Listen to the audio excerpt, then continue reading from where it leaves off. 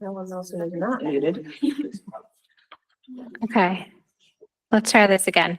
I'd like to call. What happened? We'll call it in a minute.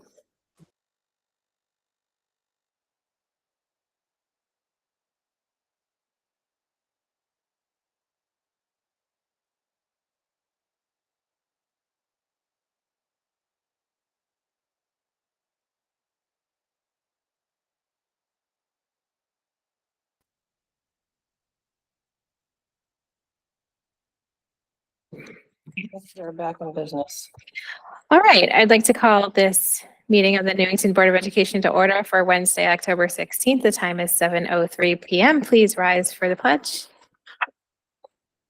I pledge allegiance to the flag of the United States of America and to the republic for which it stands, one nation, under God, indivisible, with liberty and justice for all.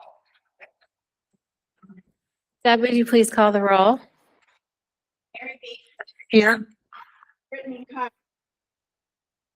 John Halloran. Here. Anthony Nealing. Here. Timothy Nick. Here. Bobby. Here.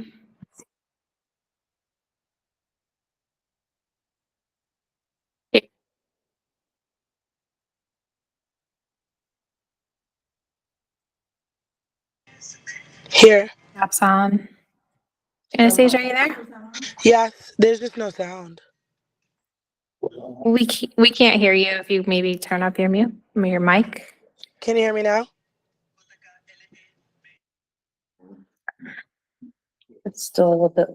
Maybe now.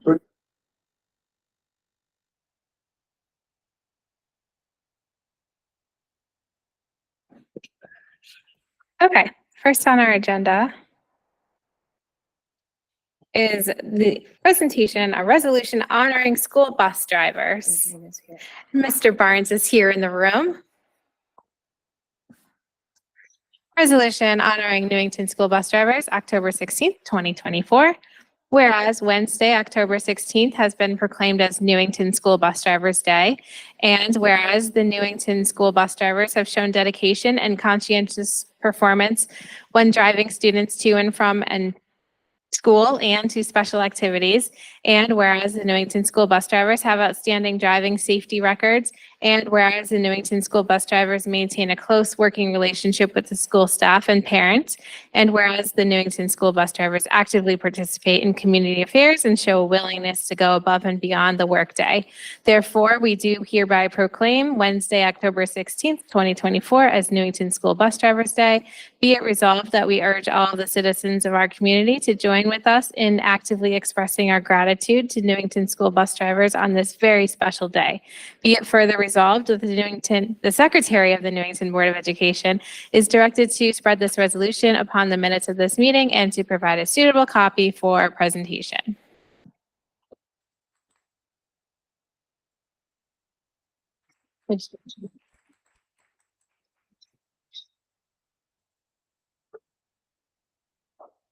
Would you like to say anything about your fantastic school bus drivers? Of course. How could I not? As representing the Newington school bus drivers that operate here in Newington, we have drivers that have been operating school buses for over 29 years as drivers here in Newington, representing people of the community. They live in the community, they serve the community. And as their supervisor, it is a privilege to work with such a dedicated group of folks here in Newington that take their jobs very seriously, love their students. Most of them know them by name. We hear it so often that a lot of the students have had them from kindergarten all the way up to graduation. And this morning I received a phone call from one of my drivers that just retired this year after being here for 26 years.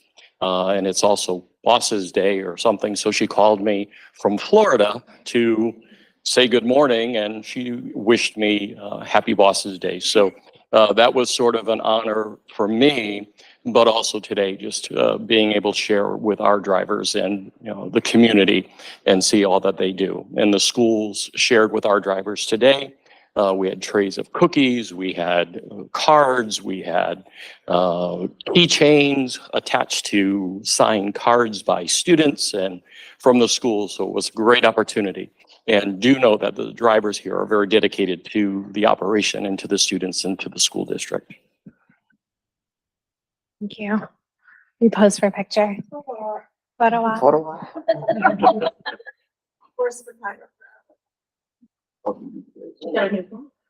New phone? With better quality. Just got bunny ears or something. I believe there is at least one. Do we have any bus drivers online? Mr. Salerno? If you want to say something, you can unmute.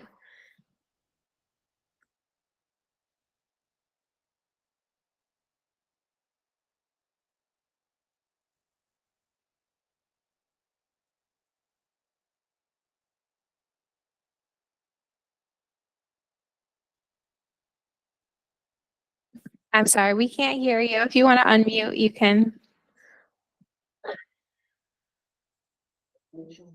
Yeah, I see And that. I'm unable to unmute him. So I'm not sure if I understand how to unmute.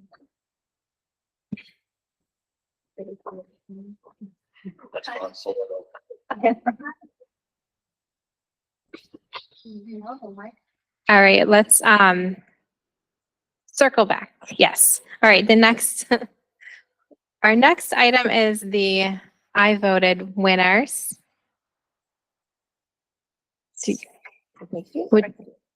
Whichever. So okay, awesome, great. Okay, so this year the Newington Registrar of Voters held their first ever I Voted sticker contest with students from Newington Public Schools.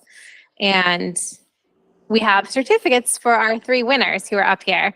So the Registrar of Voters had the honor of the following judges for the event: Chief Perry from our police department, Deputy Chief Stegmeyer from our fire department, and longtime poll workers Meg Sauter Sealer, Joan Nowicki, Elizabeth Kostriva, and Deanna Rini. And our winners are, in first place was Ebony Benoit, 11th grade at NHS.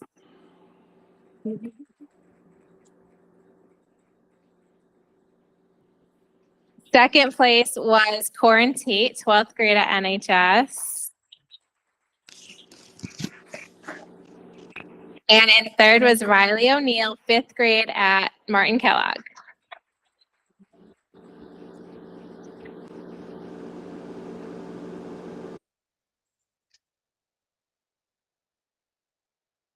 So yeah, we can pass around or show the sticker. So are these going to be stickers on election day? That's what they are. That's what they said. Oh, that's so awesome. Here in Newington, you will see Oh these yes, do you want to hold up stickers. We'll your? have you hold your winning stickers. Corinne and Riley. So this is what you will get when you.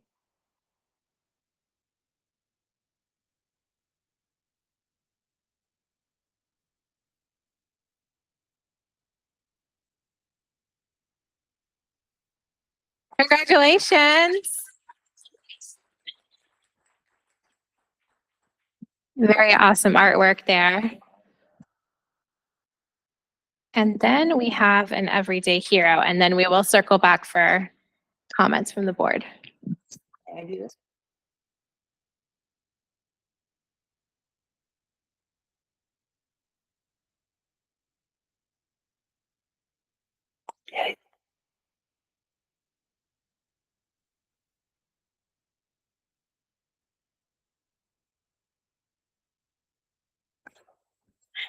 Alrighty, so as the board is aware, we do our Everyday Hero Award just about once per month. And this is our first iteration this year. And I'm pleased to announce our Everyday Hero is Allison Resendez, who's a school counselor at Newington High School. What made her stand out is she was actually nominated separately by 2 individuals from the high school, which doesn't always happen. She was nominated by Assistant Principal Mario Ficcicelli and by Marissa Cusano Capapiello at Newington High School. Sorry, Marissa. Here's what they had to say. Allison consistently goes above and beyond in her role as school counselor, creating meaningful and lasting connections with all students. Working in the same office as her, it has been amazing to witness the many ways in which she supports all of her students on a daily basis. However, she not only supports her students, but empowers them to take on leadership roles within our community. For example, Allison created and leads the Link Crew program, which has had a tremendous positive impact on the freshmen and new students, helping them transition smoothly into high school. Prior to Link Crew, Allison would informally have students mentor each other for both academic and social needs. Allison works endlessly to make all her students feel welcomed and supported, fostering a sense of belonging with our family of learners. Allison's dedication to building a safe, inclusive environment, combined with her genuine care and compassion, make her a true hero to our school community. She, along with some of our students, and this is comments made by Marissa, she, along with some of our students, put together a Link Crew, so they're both honoring her Link Crew involvement to help all incoming 9th graders. And she also works to register our new students throughout the year. She is a positive, kind, caring, and compassionate person who will do anything to help others. She is so deserving. I cannot say enough great things about her. The students love her, and the parents love her as well. It is such a pleasure working with her. She makes everyone around her smile, and she brings brightness to the school environment, and I feel we are very lucky to have her. So without further ado, Allison Resendez, come on up. So what you have. Gets a little photo op going there.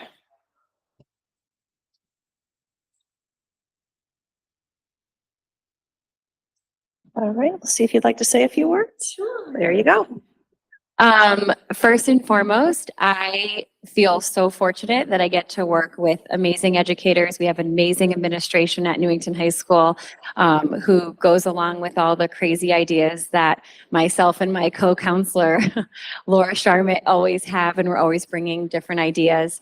But I'm beyond grateful that we call our house office Dorn Home because we're a very tight-knit family in that house office. But I can't do it alone. And so I also have to honor one of my seniors, Bella, who brought the Link Crew idea to me. She brought it to me. It was actually her original idea. I just jumped on the bandwagon and ran with it with her. But overall, I am just beyond grateful for this. This made my whole day. So not just my day, my year. So thank you very much. This was very sweet. Thank you.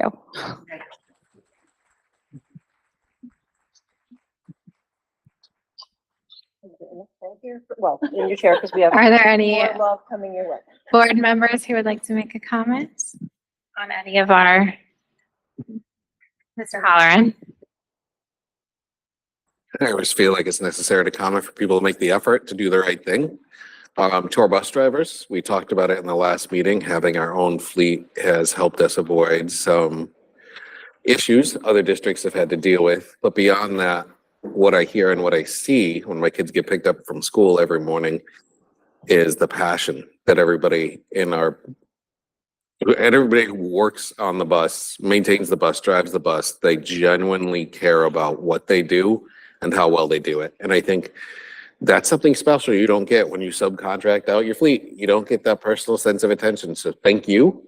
And thank all of your staff team for the passion that they have for what they do. They care. For the I voted winners, great work. I can't wait to wear that sticker. You always hear your vote doesn't matter. That's what you hear. It's one vote out of a million. Your vote does matter. Everybody sitting at this table is here because people voted, especially in local elections. And the fact that you are raising awareness and trying to make it not such a burden to do, voting is a good thing that not everybody gets to do. And thank you for your artistic sensibility. Like, those were great looking stickers. I kind of want one. How do I get one of each? I don't think I can do that. I can't vote for 3 times. That would be illegal. I'm gonna find a way to get stickers for all of you. I gotta put them somewhere. And the last one, our everyday hero, Allison. I'm gonna speak into the mic so you're gonna hear the back of my head. Managing homework is hard. Managing social situations and friends in school is harder. And that is something that is not in a textbook. It's not something that's easily studied. It's something that you needed to be guided through. It's something that you need help with. But by far the hardest thing to manage is yourself. So the work that you do by just connecting people, it's not just tactical, it is critical. Being able to understand how human beings can work with human beings in difficult situations is probably the most valuable life skill you can have. Unfortunately, the only way you get that is through experience. So thank you for your support. It's a tough time for a lot of people. Do you want to go around the table? I wrote his. Perfect. So that's very slick. Mr. Newton or Ms. Beatrice?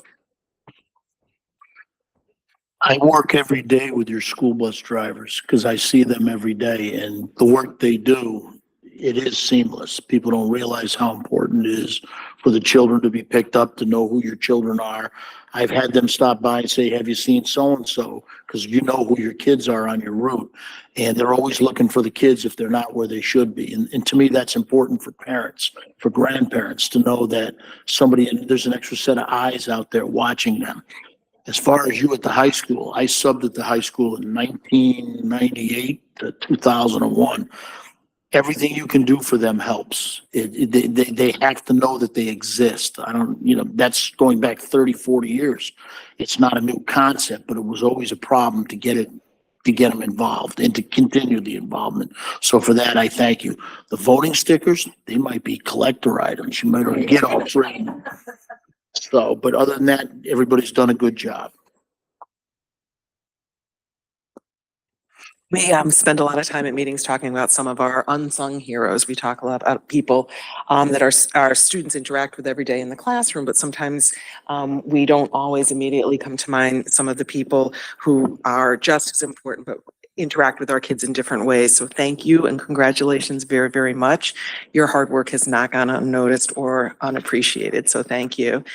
Bus drivers, as others around the table have mentioned, of course, are sometimes our first touch for our kids every day, and definitely the last touch as well. So again, thank you to your staff. They are amazing in a job that's very complex with lots and lots of moving parts, no pun intended. So thank you, big thank you to them.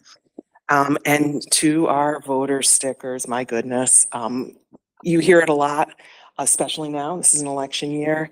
And a lot of what we talk about is how important voting is and what a privilege it is for all of us to engage. And I can't stress it enough. We're constantly bombarded with all sorts of different messages that aren't always so positive. And when I see the hard work and the effort that was put into this contest, it warms my heart, but gives me such hope and encouragement for our community and the level of engagement that we have in our community. I voted in every election since I was 18 years old, and that was a very, very, very long time ago. And every single election I have voted in is important. And that effort takes all of 5 minutes. And it warms my heart when I see young people engaged and understanding how important voting is.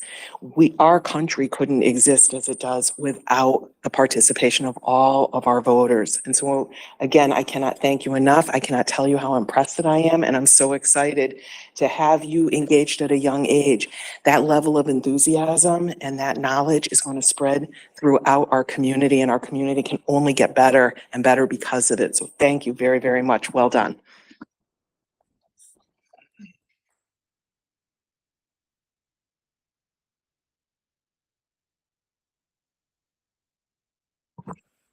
I'll echo what everyone said, starting off with the stickers. I absolutely love them. I also would love one of each.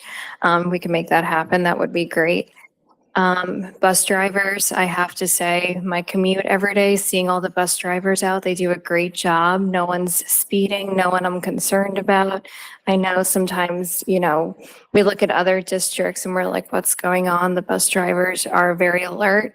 They're taking care of the kids, and that's so important. So thank you to your staff, and you do a great job with the program. So thank you.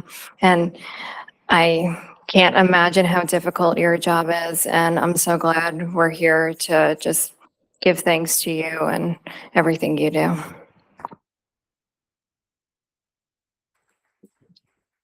Life Fest is back. I literally call this because it's like everyone gets their flowers. It's so wonderful. And I think it is, though, a great way to highlight so many aspects of our community that are just incredible that maybe the broader community doesn't see the day to day. So, Dean, you and your team, I can't thank you enough.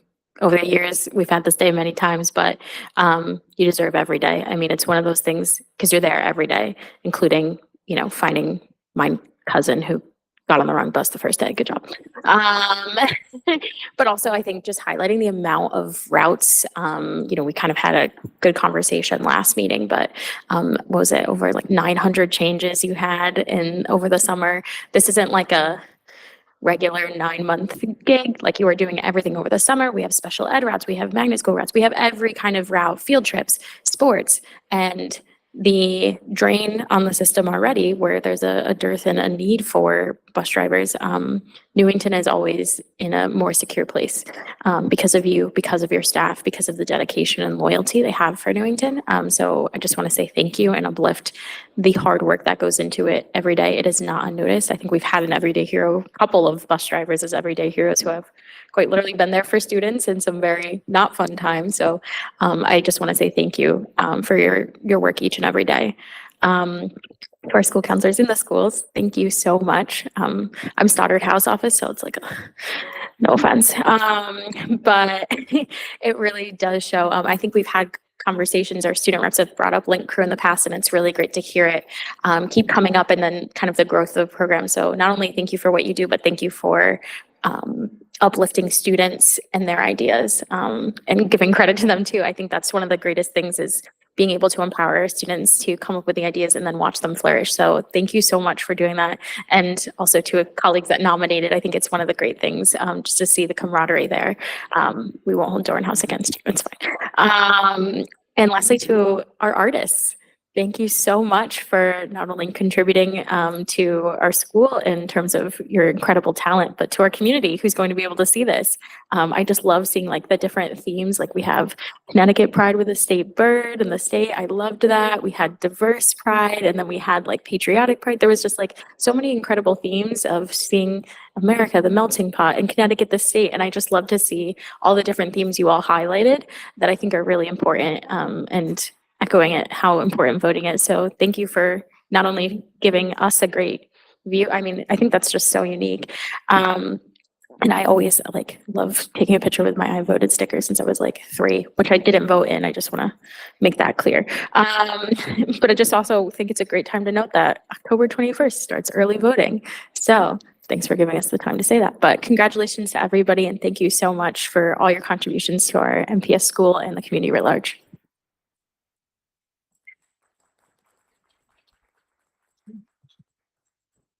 Yeah, I want to thank everyone for coming out today. Our I voted sticker contest winners. I think that's amazing. I think it's a great thing that our registrars did. It just kind of, get voting out into the community and starting at such a young age. So thank you so much to the 3 winners and everyone else who participated in the contest. I hope we do that every year because it's a pretty cool, and those I voted stickers were so boring last year and every year. So it'll be great if we can in Newington have wonderful, colorful, diverse, and excellent stickers like we have here. So thank you so much for coming out and for participating, and make sure your parents vote. And to our bus drivers, in the resolution, it said, going above and beyond driving buses. And I was in the high school over the summer. My daughter, who has entered the high school, no longer gets a bus. We can talk later about that.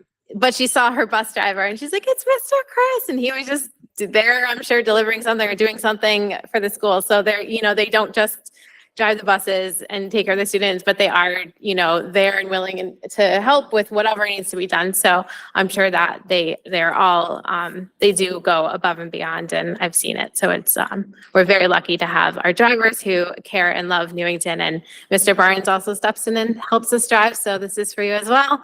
And if anyone is looking to be a bus driver, I'm sure that, you can talk to Mr. Barnes down there, and he will be willing to talk to you. Just need a very clean driving record. And Allison, thank you so much for the work that you do. We know Bella was our student rep last year, and she had mentioned this club that she thought of, and it's definitely awesome to have, and I hope you continue it in her absence next year. But yeah, thank you for being there for the students and everything that you do. Congrats on your recognition.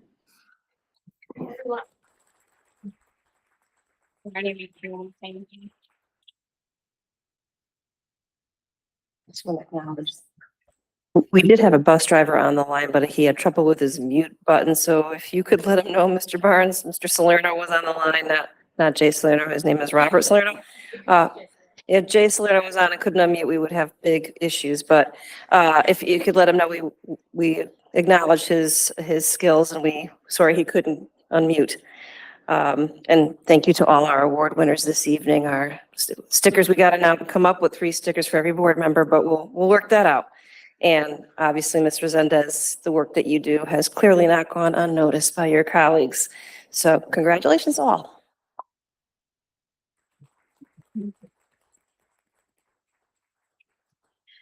All right, and now it is time for public participation on any matter related to board responsibilities. If you're in the room, you can come to the end of the table. If you're on the line on Google Meet, you can raise your hand to be recognized.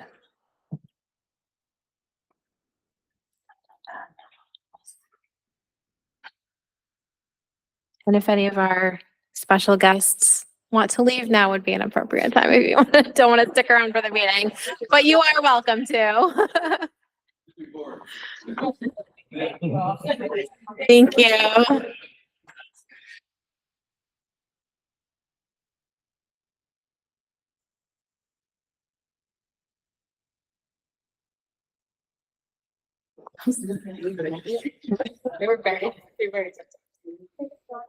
All right.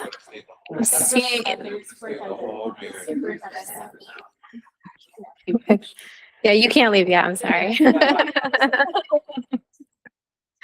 All right, moving on to our consent agenda. I'd like to move to approve the consent agenda as presented for the September 25th, 2024 regular meeting. Second. Thank you. Is there any discussion?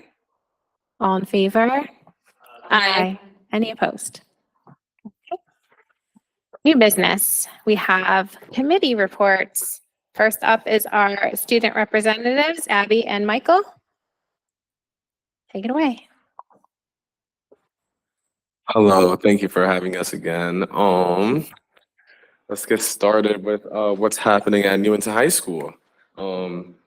In the month of, well, midway through September and October, we've had counselors have been working tirelessly to link to basically link with students during the school day and are basically providing help for any students like seniors for college applications and any extra assistance they have with colleges. Our preschool program at the high school had their first open house for families and children, which is a great step for them. We also have field trips as well that have been going on at Newington High Schools, and we have more upcoming field trips. We had one field trip with the science classes that visited Mystic Aquarium. Students, my friends and peers really loved that field trip and were telling me all about it. And I was like, well, I had to. They were like, you should have been there. I was like, okay, well, I had class, so couldn't. Also, as well, we had a field trip to Lincoln Tech through our career services program, which was again amazing. We also had collegial visits where teachers got to visit other classrooms and give their colleagues some feedback for how their teaching styles are and what they could also improve on to make Newington High School a greater place for learning. And we hope to see more experiences and more involvement through all our staff at Newington High School as well. Homecoming, a student's favorite time of the year. This is great. Homecoming is set to be November 16th as well. So if you have any students in the high school, make sure you know that you're getting their dresses, all their attire, so you don't have to stress about it 2 weeks or 1 week before. Spirit Days have been a great turnout. Students are participating more and more in Spirit Days. Our last Spirit Day was our Pink Out Spirit Day, which also we supported cancer. I'm blanking.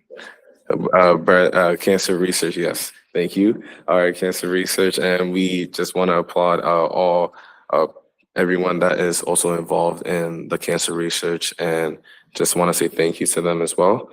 We also had Heavenly Hats, which also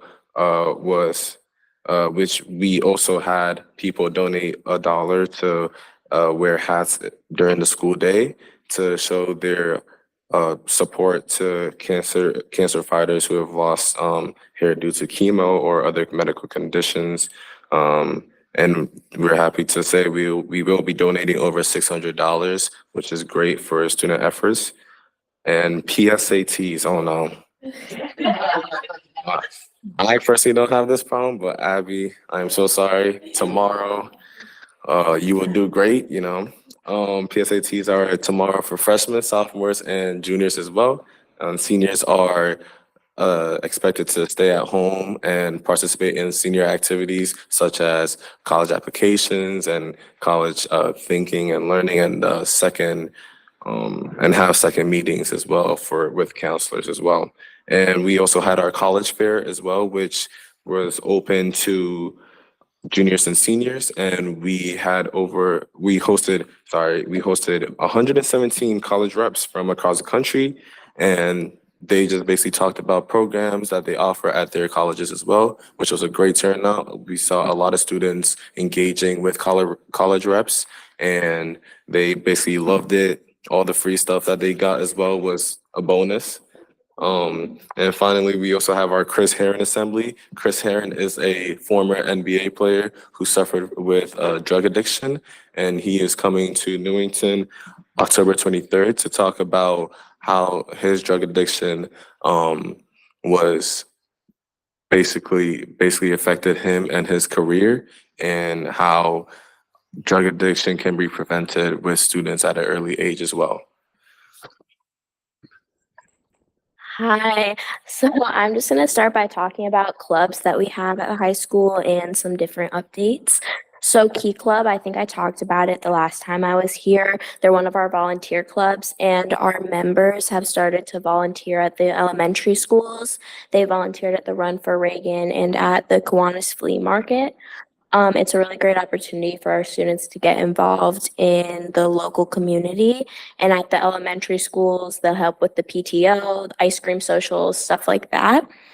Our student council also had its first meeting on September 26th, and that's for our classroom representatives. So we introduced our officers, we went over their expectations that we have for them, and we discussed pep rally and homecoming ideas. So voting for homecoming ended today, so we're just looking through those responses to determine our themes. So that's really exciting. We also have chamber choir. They're doing a dinner theater on the 24th of this month. It's a lasagna dinner with a performance from our chamber choir members. And we have singing waiters, and there's going to be a one-act play. I'm going to support Michael and some of my other friends, so that'll be really fun. It's sold out, and that's really great because it's one of the club's main fundraisers to fund their trips, like their trip to New York. Also Link Crew, like we talked about with Miss Resendez, they started visiting freshman homerooms. So our Link leaders visited freshman homerooms just to make a better connection with the students and get that one-on-one connection. And they received a lot of good reviews. Miss Pigno got a lot of great emails. So that was really awesome to hear. We also have DECA. So we have our yearly leadership conference coming up, and that will be next Monday. And that's a really great opportunity for us to get those team building skills, and we start to learn about what's expected of us at our competition in March. And we also, if you follow our Instagram, we've been marketing our new Pink Out merch, which now represents men's breast cancer as well.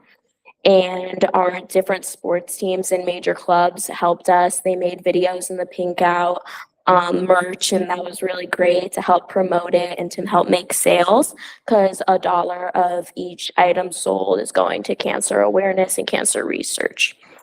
And for our yearly community service projects, members are making letters to the local nursing homes in order to share thankfulness during the Thanksgiving season. And we'll also be decorating pumpkins for our yearly pumpkin decorating contest. And that's always a really fun one. Everyone seems to really enjoy it. We get a big turnout. And then drama and stage crew, they've also begun rehearsals, and our stage crew has almost finished constructing the sets. So we'll be moving on to painting soon. And that will be all set for Little Women, which will be held November 21st through the 23rd, and sales should start soon. And then our last club that we have to talk about is Diversity Club. So they held their second meeting this Monday, and they discussed their goals for the upcoming year and any changes that they want to see within the school. And they did that while decorating cupcakes, so they got a great turnout. Next up, we have our sports. So we have football, golf, swim and dive, and volleyball. We also have, this is basically fall sports as well. Winter sports will be starting up very soon. December 2nd is when basically physicals and any other paperwork associated with sports is due for students as well. We also have girls soccer for fall. We have girls soccer, cheerleading, cross country, and field hockey. All our sports are doing really well. Our students seem to really enjoy sports, other than complaining about how hard they work at practices. They're making really good efforts. I know football has their 4-0 record as well, which is great to hear from Newington High School. Our coaching staff, our new coaching staff as well, is working tirelessly to make these student athletes better than how they saw them. Our golf team is our D1 Fall boys golf team is 12 out of 25. And our swim and dive team is 2 and 5. And they also had their car wash fundraiser, which went really great as well. And our volleyball is 8 and 9. And they have reported that lots of friends and family really help support them while and during games, which is great. And again, just want to give a big shout out to our coaching staff who create a great atmosphere on and off the field, creating bonds and relationships that last a long time. The influences that are also taught during practices and during even off the field are also have students leave with a great understanding of the world and how to be better people than how they came into Newington High School. And our girls soccer as well, their stats are they're 6-1-4, and tonight actually was their senior night, and we got to see many students and many seniors walk across the field, congratulating them throughout their high school career, and we are excited for whatever they choose to pursue in the future as well, which is really great. Our cheerleading team has been to many local events, which I do want to praise a little bit, because our cheerleading team has worked tirelessly and effortlessly to create a better bonding system between the team. On Sunday, October 6th, they cheered at the breast cancer fighters and their families at the Yargo Stadium, which was great to see. Our cross country team also is making great strides. I know I was leaving school and I saw cross country, my few of my friends from cross country running, and they were really running their butts off. So I just decided to honk my horn and praise them, because they are working very tirelessly and very hard to make sure they are upholding very high standards for the younger players as well. And field hockey also is making great efforts. Their pink out game was October 24th. Is October 24th, sorry. And at Clem Lemare Parson Recreations, and all proceeds go to various a cancer organization as well. They also had they did a mom and popcorn fundraiser to raise money for next year's activities as well. And they'll be running in the Hartford 5K this Saturday. So also make sure you go ahead and support not only them, but also various sports that are also participating in the Hartford Marathon as well. Okay, so just to finish things off, we have our special shouts or shout outs. So Diversity in Club and Stuco, we collaborated this month and we went to Ruth Chafee and we talked with the 2nd, 3rd, and 4th graders. That was really great. We just talked to them about leadership and how important it is to get involved at a young age, because the 3rd graders, they're starting to run for office positions. So that's really exciting. And it was really great. We got a lot of good feedback from teachers and staff. So we were really excited to hear that. We also had down here the I Voted sticker contest winners, Ivani and Corin, because they were both at our school at NHS. So we were really excited for them. And Prashant Singh, he was also chosen as the Superintendent Student of the Month, and he's going to be honored October 28th. We want to congratulate him. And a lot of our sports teams, like field hockey, they're going to be running in the Hartford Marathon. So that's a really great way for them to get involved in the community. And we're really excited to see them showing out. And then Caitlin Gallinado, she was voted Player of the Week. We had a lot of our NHS students and staff voting for her so that she could win. So we were really excited for her. That's all we have for you guys today. So if you have any questions, we'd love to answer them. Thank you. Anyone? Questions? First, last time. Weaver. No, I just want to say thorough, as always. And it's only been twice. No, just thank you guys so much. That was very comprehensive. I'm just curious too. I think like one of the things you guys talked about a little bit was just like, I forget which club is doing it, but is it with National Honor Society or not? Or who's sending letters to the senior homes? That's DECA. DECA. Okay, awesome. I love to see just like that cross collaboration too. So thanks, Miss Miller, and all of them there. And just wanted to say too, one of the questions I kind of ask around this time usually is like, how do you feel about mental health and the resources you have, and in general, not necessarily you personally, but how the student body feels. What can we do as we enter into budget season later? The things that you kind of want and need, and that's more of a open rhetorical, but also just if you have any comments on that. I think we have a lot of really great resources at high school, and during our advisories, we've been talking about that a lot, about mental health, the ways we can handle our stress. And of course, our counselors, they're always reaching out to us, and I think that's really comforting, just to know that there are like teachers, counselors, a bunch of members of staff who we feel comfortable with. I think that mental health definitely talked about a lot at the high school, at least. It's something I feel really comfortable with, and I think a lot of students feel comfortable with expressing.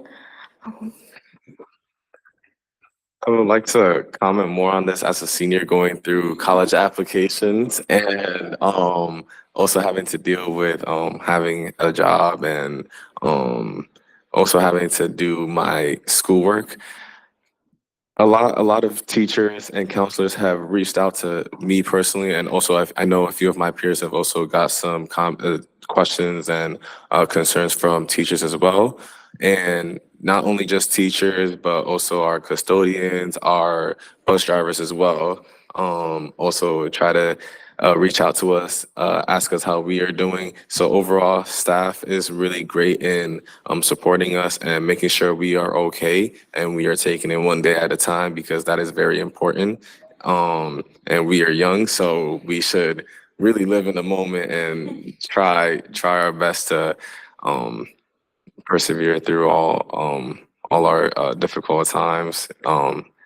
And I also know that just counselors are making great efforts to try and help us with college applications, and also our schoolwork and homework, Ms. Resendez being one of them. A great counselor. I'm not even one of her students that she has on her list, but she makes sure that she's reaching out to me whenever she sees me in the hallway. How are you doing? How are your college applications going? Remember, go take rest. You need rest. So overall, great staff at Newington High School trying to make sure that we are well and we are surviving through this. Yes. Thank you, guys. Mr. Halloran. That's why I let Jess go first, because I was going to also ask about mental health, because junior and senior year, it's getting real. You got PSATs, college fairs, college applications, homecoming, stage crew's almost done. Like, that takes me back. That's a lot of work, but that's a lot happening at one time. And it's a lot of firsts at one time. So being able to make sure that you are centered and you are present and you are not being crushed by the weight of your own responsibility is important. So thank you, Jess, for asking that. You gave us a lot tonight. Sports are killing it, fall sports. Like, that's awesome. Making a lasagna dinner, which is, that's an effort, man. I got pasta dinner and it was like dollar store pasta with a ketchup when I played sports. But like, to do a lasagna dinner for anything is commitment. That's 7 layers of food. DECA competition, as somebody who went through a DECA competition, could be a lot of fun. What I really liked that I heard was the partnership between business-minded students and civic-minded students. And if that could translate out to the greater world, things usually happen really well when those two minds meet. How to get the ideal and also how to make it work. If you need any support, please let us know going through this. And my ask for you is, as you go through, just make little notes about things that maybe just seem weird, or you could use it, because come the end of this year, that's going to be really important, is your experience. And I legit saw you guys come into the building and my energy level went up here. I was like, all right, student representatives. It reminds me why I come here after working a full day. So thank you guys very much. Mr. Newton. I just want to give a shout out to the boys soccer program, because they were 1-6-1 4 weeks ago, and they're now 5-6-2, and they qualify for the states. So we do follow. Yep, and I'll be at the football game tomorrow night wearing pink. Yeah, thank you so much for your presentation. And I'm a full-time student now, and it is no joke. Like, I can't, like, the work, and definitely so that mental health thing is very, very important. But it's good to hear that you feel supported, and hopefully all your classmates do too. And it's just great to hear, like, our counselors that were here tonight are, checking in on students even that aren't on their caseload. So, and there are so many resources at school. There's the Connecticut Behavioral Health, and ESS, and we have a lot, student-based health center. So there's a lot of support at school. So just a good reminder to take advantage of it. And I know you guys are, but if you see anyone else in need, then remind them as well, because it's super important. And yeah, thank you so much for being here. You're welcome to stick around, but you're also welcome to go do homework and college applications and get a good night's sleep for PSATs. Charge your Chromebook. Like, I'm out. Thank you so much. All right, our next committee report is the policy committee. Ms. Weaver. Yeah, so board policy met on October 9th, and we discussed a lot of new policies and really the outline of how we're going to go about this year in terms of what we're reviewing. And I would expect nothing less from my incredible committee. We are going to review all the policies this year. First, we're going to go with legislative prioritization, so any of the mandated ones, and the one we'll be discussing tonight. And just a reminder, I'll remind again later, but just we discuss, we then recommend as a policy committee to the full board discusses, and then the next meeting, if there's no other comments, we would vote at the next meeting on those policies. The ones we're going to bring tonight are legal mandates, changes, and those kinds of things when it comes to Title IX. It is. Yes, Discussion on board later on policies, the yeah. And I would just like to know, yeah, so we're going to be looking at a lot of different ones that hit the legislative agenda either in the last year, and have some legislative mandated changes, and then also just reviewing. I think, and what we'll do is in the policy manual that we have online on our school policy site, we will be noting when it was last reviewed. So that way we can get a sense. Some of them will need updating. Some of them are just perfectly fine, even if they are 20 years old. But that way folks can know when it was last reviewed, and we can get just a sense of, because some of them may have been looked at, but we don't know. And they might be, from 1985, and that's okay. So we'll be kind of going around that for the rest of the year. So it's a bit of an ambitious plan, but we are, Ms. Carr, Ms. Beatrice, and Mr. Farisi, I know are up to the task. So I thank them in advance for the hours of reading. There's no one better to do it than our wonderful policy committee. Thank you. 1985 policy. Are there any questions or comments? And we do have a later agenda item for policies.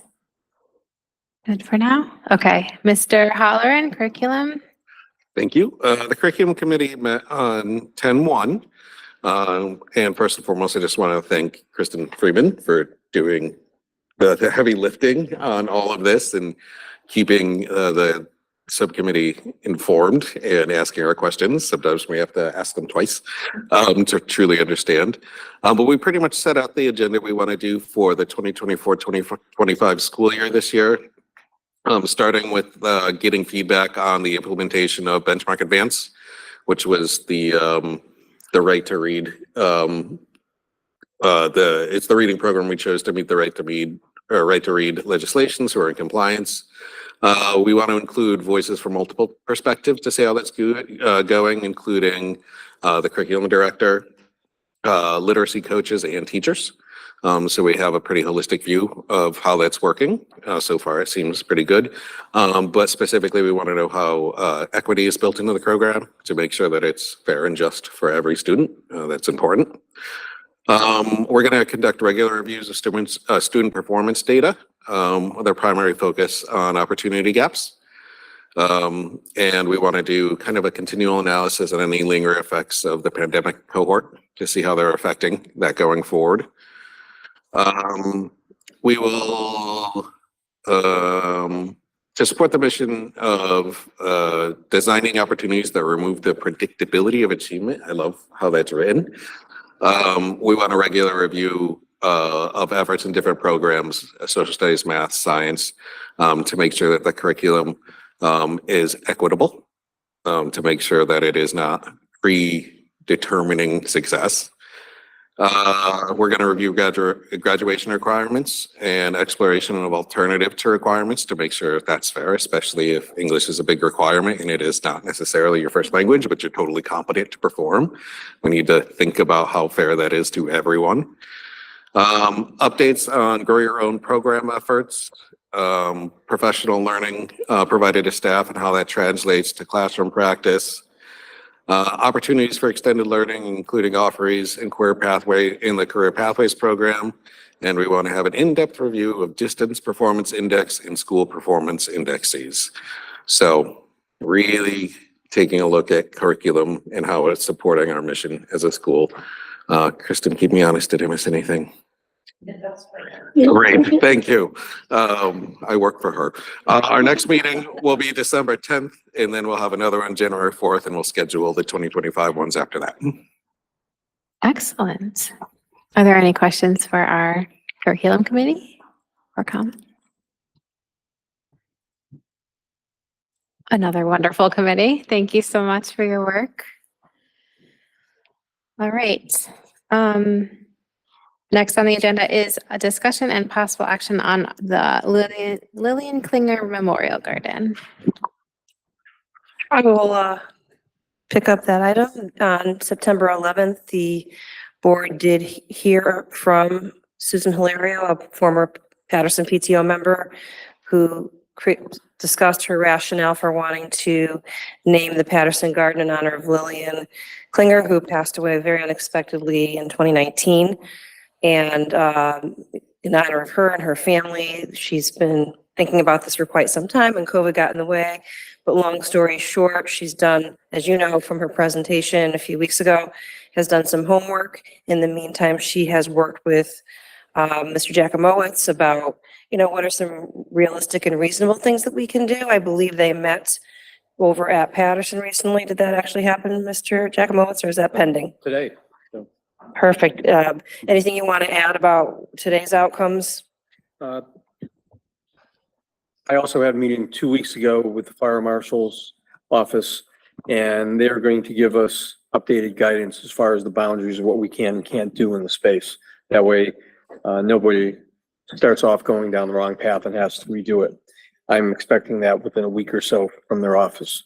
The group today at Patterson included Sue, as well as another prior president of Patterson PTA, as well as the current PTA. I can't remember the names of them, but they were really excited with the concept.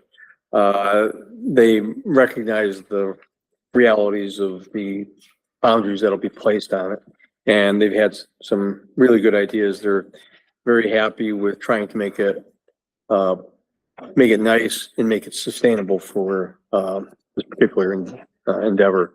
So, we'll be meeting again in the next few months. I would like to think that sometime before the end of the calendar year, we can do the pruning and removal activities, and then any replanting and development of the space would be something for the springtime. So that's where we sit as of 5:30 PM this afternoon. And I do appreciate that you worked with Ms. Valerio and now the current and former PTO presidents, just so they all have buy-in, because they're going to be most closely connected to it. So that's where the board left off on the 11th. I think we have received enough information, unless the board has any other questions. There tonight, they could consider voting on the motion about moving forward and renaming that garden in honor of Lillian Klinger. So I'll turn it back over to the chair. Thank you. Are there any comments or questions? I just think that it should move forward. It's, they've got the people involved, they've got their ideas. I mean, I'll be honest, I went home that night and thought of the yellow brick road when I was talking about, They do want that. they want the bricks. I mean, I've talked to a lot of kids that, my son's friends that went to that school, they'll buy a brick, so. Yeah, Ms. Carr? I was just going to say, when I attended the Patterson PTO 2 weeks ago, everyone was very eager for it. And some people had a good idea of getting the high school involved, like the Key Club members, to get them volunteering and helping out. So I definitely think we should vote on it. Yeah, it sounds like it'll be a really good community project, and she touched a lot of lives in this town. So we have a motion in our packet just to approve the name, and then obviously the planning and execution will be with Mr. Giacomowitz and the PTO. Read the I'll motion. move the Board of Education approve the creation of a memorial garden in the courtyard at John Patterson in honor of Lillian Klinger. Second. A motion and a second. Any further discussion? All right, can we have a roll call vote, please? Mary Beecher, Yes. Brittany Carr, Yes. John Halloran, Yes. Anthony Mailing, Yes. Timothy Newton, Yes. Parati, Yes. Jessica Weaver. Yes. Motion passed unanimously. Thank you. All right. Now we have our presentation. Thank you for waiting so patiently. Equity and literacy in school libraries. I just want to introduce our speakers this evening. We have Nicole Daigle, Media Specialist at Martin Kellogg, and Jesse Dalton, Media Specialist at Patterson. And just by means of background, I put out an call at the beginning of the year for both principals, and this year I invited department leaders to speak on behalf of any of our efforts district-wide to promote equitable practices. And I neglected to mention that I believe Sarah Whalen, who oversees our library media specialist department, is on the line to support our in-person presenters. But tonight they're going to speak to what this department has done to increase opportunities for all of our students within the library media program. So the floor is yours. And Thank you so much. Nicole and are here. So I'm Jessie. Am I gone? Okay, no, I'm back. All right. So I'm Jessie Dalton. I am the library media program leader, and I am the library and media specialist at John Patterson, and I have the best job in this district. I like to think so. Yeah. So we are here in our library glory. I've got my every day should be library day t-shirt on. So we're here bringing library joy to you guys today. We have swag. I hope you guys like swag. We have bookmarks. I'm going to leave them down here. You can grab them later. They are recommended titles from our department that are mirrors, windows, and sliding glass doors for our students and staffs. And then I also have stickers, because who doesn't love stickers, right? We also have a selection of titles from our library that highlight equity. And that's what we're going to be talking about today. So. Absolutely. So hi, I'm Nicole Daigle. I'm the media specialist at Martin Kellogg. So Jesse's going to be speaking about the whole program. I mean, we will together as a team, but she'll speak probably more to elementary and then I'll speak to secondary. But we're both really glad to be here. And we have Sarah Whalen online here supporting us. So hello, Sarah. Thank you for being here with us as well. She helped us with the presentation. Okay. So with further ado, you guys will see we have a presentation. I'm not going to go through and read the district's vision because I think you guys wrote it and probably know it. But I do want to share what our vision is. So if you just click one more time, it should say, so this is our K-12. It should be pre-K-12 because we teach pre-K now and it's so much fun. They're so cute. But it's every student an informed reader, critical thinker, and empowered citizen. And you will see that our vision supports the district's vision, specifically with critical thinking and creating lifelong learners. All right, next slide, please. So if you click twice, what we wanted to do was kind of show a quick side-by-side. The district's mission for engaged learning basically wants to provide students with rigorous instruction that's connected to their lived experience. And if you'll click again, please. The school library program does exactly that. We engage students by ensuring that all students have access to diverse and relevant resources that reflect their lived experience. And you'll see some of that here on the table in the books that we have. We also have instruction in information literacy, which fosters critical thinking and preparing students to solve problems in the real world. If you click twice again. In addition, so not very good with a microphone. I was more of a backstage person. All right, anyways, so our school library program empowers our students, and we do this through promoting equity and making sure that providing access to resources that raise our marginalized voices, reflect diverse cultures, foster an inclusive learning environment. Our libraries are shelter for many of our students in the district. It's a place where they can go and feel safe and seen and heard. And again, our mission is to cultivate lifelong readers and critical thinkers and helping them to learn to advocate for themselves and others. Next slide. So we have a couple quotations throughout the presentation. They come from books, they come from people in our community, they come from authors. This one comes from Dear Reader by Tiffany Rose. And we just thought, what a powerful and concise way to explain what we do. And we want our students to be able to say that, feel that, and live that. Yep. So the picture that you see in front of you here, it says books in Portuguese, just above it out of the frame, books in Spanish, books in Polish going down, books in Vietnamese, books in Ukrainian, books in Hindi, Arabic, and then again, out of frame, Russian. So we're going to talk just a little bit about what we're doing in terms of supporting cultural responsiveness and racial identity, our multi-language books being one part of that. If you click again. So at both the high school and the middle school level, and at both middle schools, we're supporting our multilingual students through developing multilingual collections, including books in some of our languages that are most spoken by our students other than English. We're also doing the mirrors and windows for students, making sure that they have what we call mirrors, ways for them to see themselves in literature so that they can see themselves as readers, see their cultures. And then the windows where they can look into other cultures and develop a more worldwide perspective. We do monthly cultural heritage displays, and we're working on improving access to ebooks and audiobooks for our students who have learning differences or visual impairments.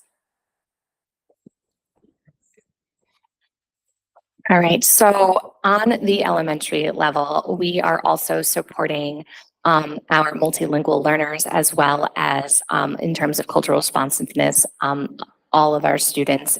So if you click through.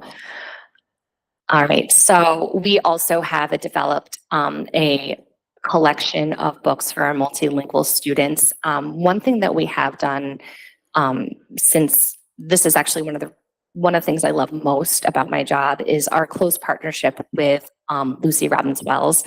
And they have shared some of their resources with us that we've been able to push out to families. And one of those fantastic resources is they purchased a database that has picture books for families in native languages, so that we have a collection that we're developing, but with their Lucy Robbins Wells library card, they can access these resources online. And we've partnered with them to make sure that our families in the community know about this and that they can access it. We are also providing mirrors and windows for our students. At Ruth Chafee, they have a Bagels and Books initiative that Kate Riley runs with their literacy coach that is helping teachers learn about texts so that they can share them with their students. We have author and residence programs. Here are some photos from author visits at Patterson. The second photo I just want to underneath, that was from a grant that was awarded to our school a few years ago that I wanted to just share. That was something that was very impactful at our school. We also have our heritage focused morning announcements at multiple elementary schools, and we're constantly making sure that our collections are developed to support our racial subgroups. So yeah. On the next slide, you'll see some of our newsletters. Jessica? Yep. Oh yeah. So these are newsletters that have been pushed out at Anna Reynolds, and they're focused equity and literacy newsletters that are sent to families that are targeted through different themes that has been shared out within the community. All right, so moving on from cultural responsiveness, we also want to speak about academic achievement. And here, I love this picture. This is author Kwame Alexander. And he talks about books being mirrors and windows, just like we did. And I like that he takes it further, but they are so much more. They're actual doors to a life of sustainability and success. So we're going to talk briefly about how we support academic learning as well. So both at the middle school and the high school, all students get a library orientation in 5th grade and 9th grade. At the high school, they have accessible reading materials and LibGuides to help them find their way through both fiction and nonfiction for pleasure reading and for school assignments. In the middle school, we have a 5, 6, and 7 information literacy curriculum. So all students in grades 5, 6, and 7 learn about information literacy and how to find information, how to know whether what they're reading online is true, and then what to do with that information once they find it. Also this year, Brian Hartley at the high school and I are doing an AI initiative. We decided that's something we really wanted to learn about so that we can find out how AI can and should not be used during education, and then we can share that information with our teachers and our students.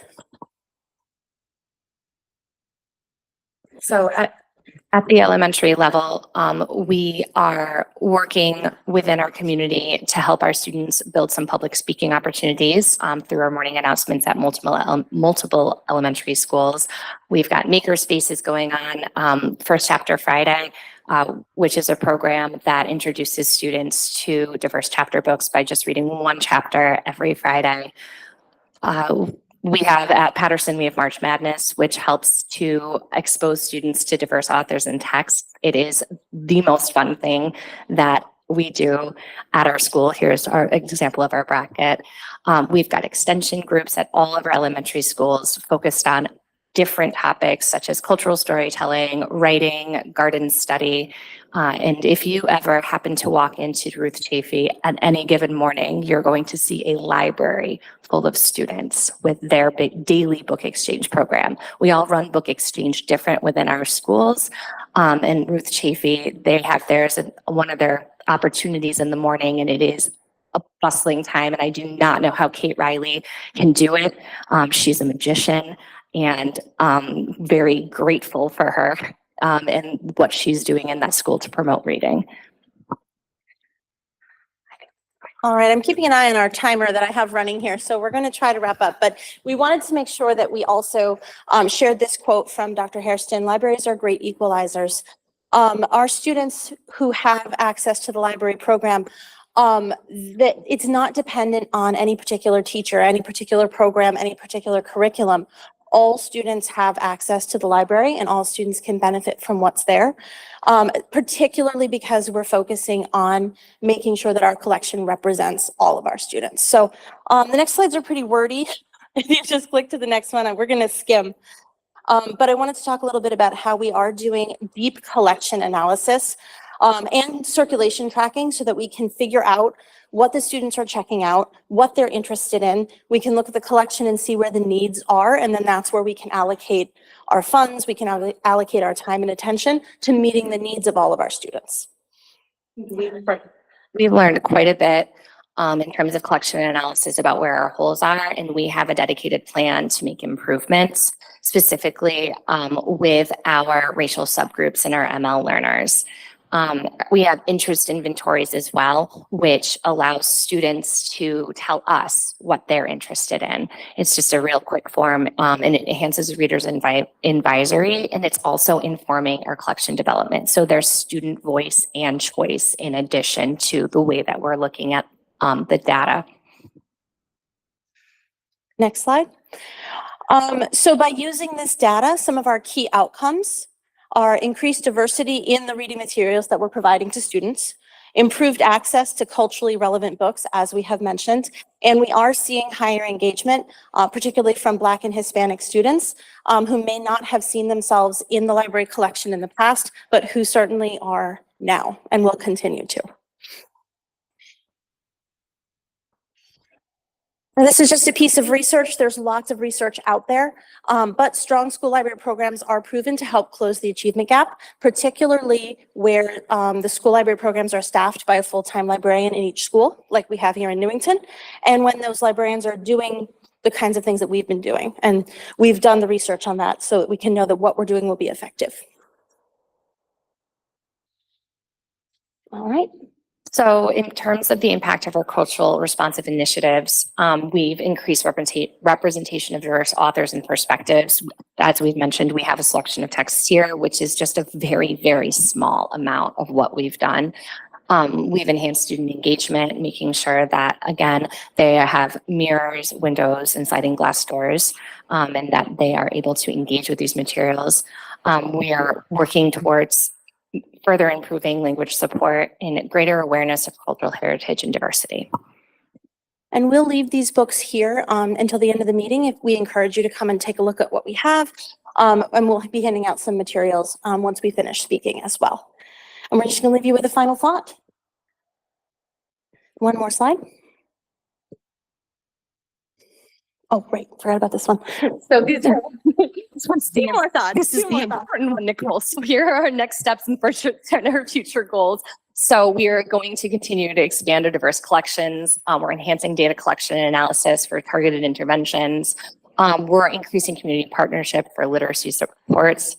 We're developing more inclusive curriculum and programming. The elementary team has already started to look at benchmark and how we can start to incorporate that into our curriculum and how we can support our teachers and then develop our collections around that. And we're providing ongoing professional development for staff on cultural responsiveness and academic identity support.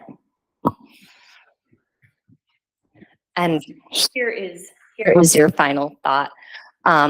This quote, when I read Between the World and Me, it stopped me right in my tracks, and I just want to share it with you today. The pursuit of knowing was freedom to me. The right to declare your own curiosities and follow them through all manner of books. I was made for the library. The library was open, unending, free. Slowly, I was discovering myself. As a library media specialist, I can speak to this for myself, but I've seen this in my students, specifically my Black and Brown students, when they come in and they see a book that reflects them, a contemporary book that reflects them. When they can see a character, it changes everything. You have a student who maybe was getting a little bit lost, But when they see themselves in a book, I know that I've captured them as a learner. And we appreciate your time and your support. And thank you so much for allowing us to come and present to you what we're all about. Thank you. Thank you so much.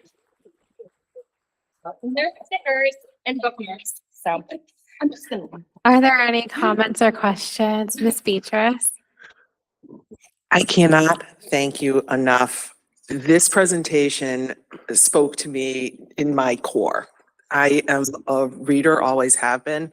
And when I think about my time in school, the library was a refuge for me. And I am somebody who still is a reader. I'd like to think I continue to be a lifelong learner, but the opportunities to expand my brain in ways that I never even knew were possible occurred in every one of those libraries, including my own public library. The opportunity to reframe things as mirrors and windows is genius. And it seems so obvious, but it never would have occurred to me had you not presented that to us. So I cannot thank you enough for sharing. I do have a quick question about the partnership between the school libraries and the Lucy Robbins Wells Library. Do we facilitate at all making sure that each one of our students gets a library card? Yes, we do. So this is honestly, like, I have to tell you, our relationship with the public library is so incredibly strong. It is, Bailey Francis, who's the head of the children's department, is like, she's like another media specialist to me. She's like another team member to me. We are in contact constantly. All of our students have the opportunity. So this year it will be grades K through 2, all K through 2 will go to the library. Any student that doesn't have a library card will get an application before they go to the public library. We will be doing signups for 3rd and 4th grade. At that opportunity, they probably have gone to the multiple times, but many students and classroom teachers still want to go because who doesn't love going to the library? On the middle school this year, we have a new initiative. Do you want to speak to that, Nicole? Yeah, actually started it last year. The 5th graders have another opportunity to sign up for cards. What we found out is some of them, if they sign up in 1st, 2nd grade, it's expired by the time they get to the middle school. So we worked with the librarians to do a sign up drive. It's optional, but it's with a raffle, and we put a lot of information out to the parents. And we also made sure that our students who are coming from other towns have access as well. And we negotiated with the Lucy Robbins Wells Library to figure out a way to get them library cards so that they can be sure to have access to both their hometown library and our library here. We're proud of that. Last question I have, it has to do with actually our pre-K students. Yeah. And, I know when my kids were young, I took them to story time twice a week. And it was a real treat, and it was a nice socialization for them as well. What concerns me is people who are new to our community, who maybe English is not their first language. And is there an opportunity for us to do some partnership outreach with them for families that are not aware that this even exists for us? Yes. So Lucy Robbins Wells has a parent group for multi-language families. So they have opportunities for families that, if they are ML, to get together to practice their English together.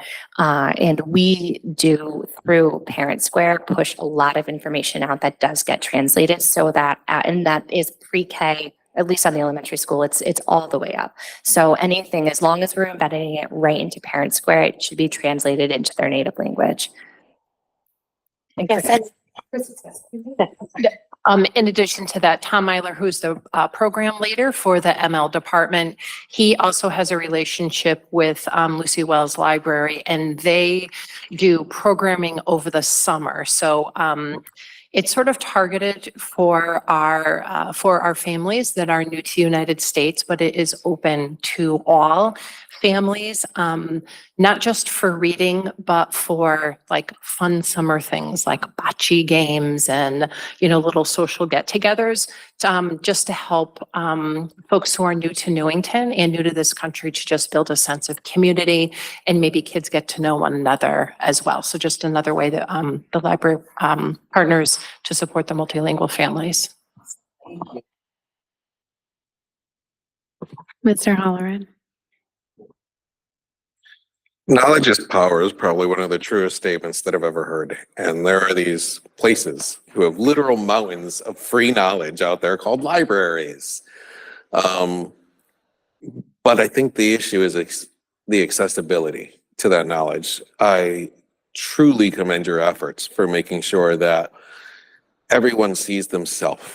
Because I believe that students who read achieve. And in order to get there, you have to see yourself in the picture, in the narrative, make decisions. Because what it teaches you to do is to reflect on your thoughts, right? It makes informed critical thinking decisions.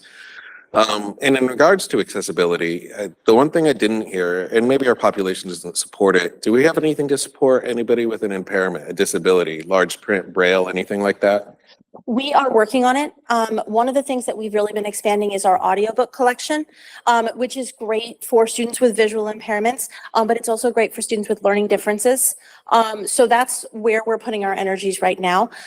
Should we find that we have braille readers or things like that in our schools, we absolutely will go that direction as well. There are resources out there for students with learning differences that we could partnership with.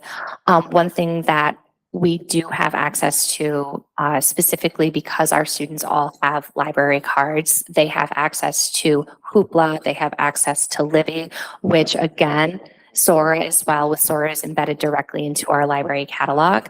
So they'll have access to audiobooks and ebooks so that, again, if they are visually impaired, like I have a student right now who she can see, but she's practically legally blind. So we do often make sure she has access to that on her Chromebook so she can see the text very large.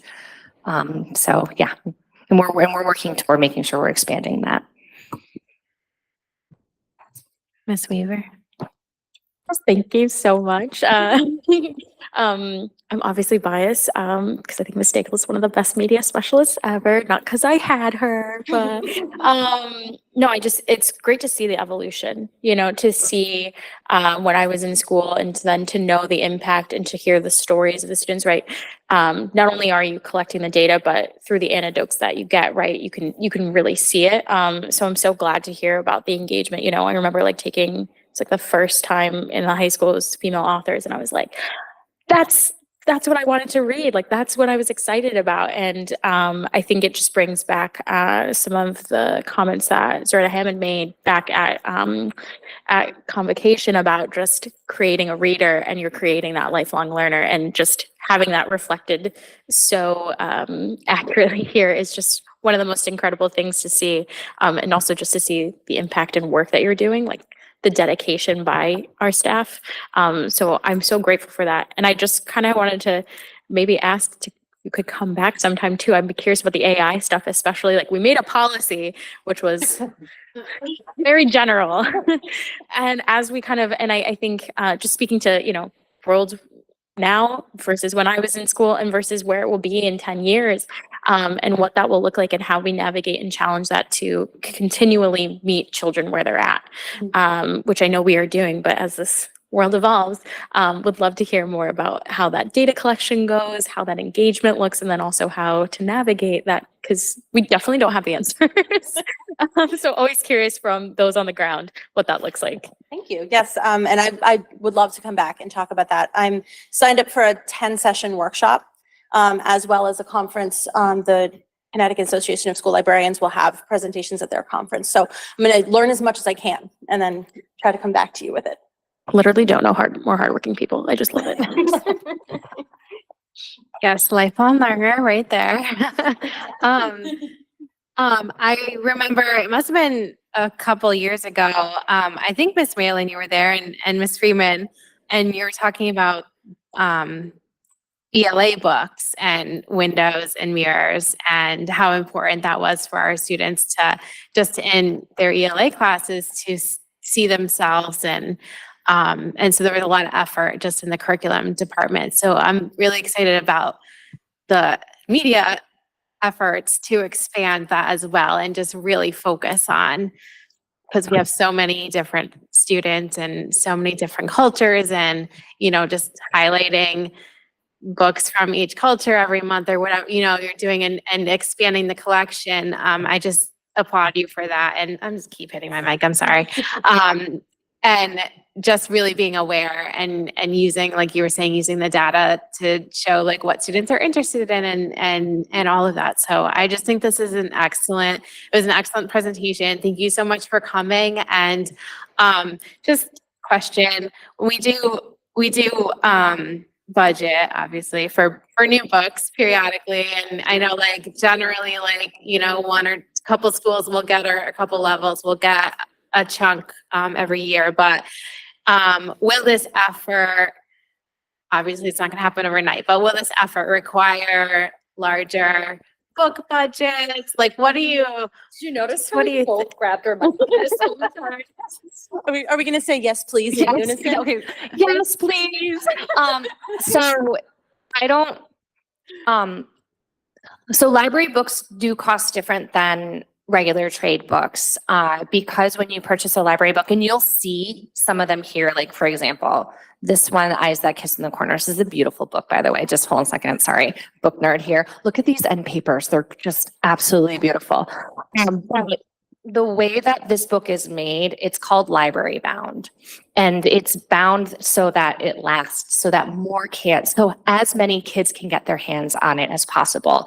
And they do cost more than a regular book that you would get Barnes and Noble or Amazon. So, and to be quite honest, like we do have a few paperbacks here. But paperbacks don't really last in a library that long. They really don't.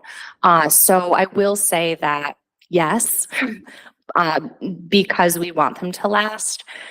And when we do purchase texts, we do try to make sure that we are purchasing books that, as many kids can get their hands on as possible. And Long-winded answer, sorry.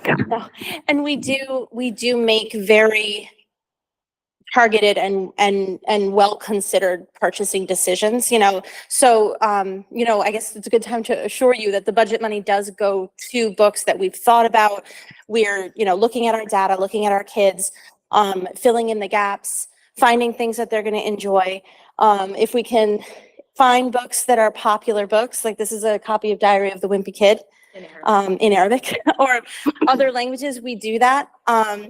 But our main focus is to serve as many kids as we can, as well as we can. And our ML books do cost quite a bit. Kristen's nodding her head because she knows. They do tend to be a lot more expensive because they're not as many in print and because they're not often printed here in the United States as well. So we want to make, they do cost a lot. There's shipping involved. They're hard to find. So, and trying to expand that collection is very, very high on our top priority list. So. Thank you. Do you have a question? Oh, okay. Are there any other questions or comments? No. Well, thank you. Very nice. Very well done. You're good. We have time for you. No worries. Thank you so much. All right. We're on to our discussion of board policies. Awesome. Just before I turn it over to Mr. Farisi, there's just two policy sections kind of before you, but both reflecting the same mandated change for Title IX. Nothing really changes substantially, and you have them all linked in your packet. So if you have any questions, please let us know. But really, it's a reflection of just some verbiage change and a focus more on not the actual policies themselves, but the regulations. So whenever just so everyone knows, again, I'll always reemphasize this, but when we're voting on the policy, not the regulation. But we include both the policy and the regulation of implementation in there to make sure that everyone knows how it's getting implemented at a district level, or what that overall regulation looks like. So the policy itself is short when it comes to both 4118.112 and 5145.5 and 5145.44. They're relatively short, but the regulations are quite long. So if you see like 20 pages, yes. Most of that is on the regulation side. Nothing changes and nothing also changes in terms of what we have been doing as a district when it comes to our Title IX district coordinators, when it comes to any of the processes we take. Most of this is changing any verbiage that included sexual harassment. It's now sex-based discrimination. So it's more encompassing, and it also, it will then include both personnel and students. So that's why both the 4,000 series personnel and the 5,000 policy series is there. Mr. Farisi, did I miss things? You didn't miss a thing. That was fantastic. But if anyone has any questions, obviously welcome them. If you don't have any questions between now and you obviously are, you're welcome to bring them up again. We will put them on old business for our next meeting, which is October 23rd, next Wednesday. So if you have anything in between now and then now between the next meeting, subcommittee meeting, sorry, Subcommittee Deb, meeting on Deb's the free, yes, 23rd. yes, so subcommittee meeting on the 23rd. We'll again have an opportunity to bring it up there. But if there are no other questions, and everyone's good with it, yes. So, I didn't even touch it. So according to the practices of the board, we need to have 2 opportunities to read and discuss proposals at 2 successive meetings. This would be the first, and the next one will be the second. And then we would vote on it at the third? Or we could vote on it on the second. Okay, as long as it's within the meeting. Thank you. Correct. We have an opportunity to vote on it during that second meeting. Should there be no further concerns or questions that would cause the subcommittee to have to go back and revise. And as I said, you're welcome to come to our October 23rd meeting, which has a lengthy agenda, if anyone would like to see that as well. So yeah, please reach out. It's a big one, as we start going through all of our other policies. But like I said, there's really no substantive changes, rather just really cosmetic changes in the words used. And if you have any questions about our Title IX processes, Mr. Farisi is quite well versed in that. And they have a lot to do. So I just want to applaud them for how much that office does and how on top of it they are. And that is all. All right. Anything else? Moving on to an update on the athletic trainer position. Thank you for the opportunity. So speaking of opportunities, I had a great opportunity last week to attend a town council meeting where I was able to request to the council to consider an athletic trainer in lieu of a contracted service here with the Newington Public Schools. As many of you may or may not be aware, athletic training servicing has been quite challenging for Connecticut high schools throughout the state for the past 3 or 4 years at least. So you'll see this in such venues like the evening news, how difficult it is to have athletic training support at high schools.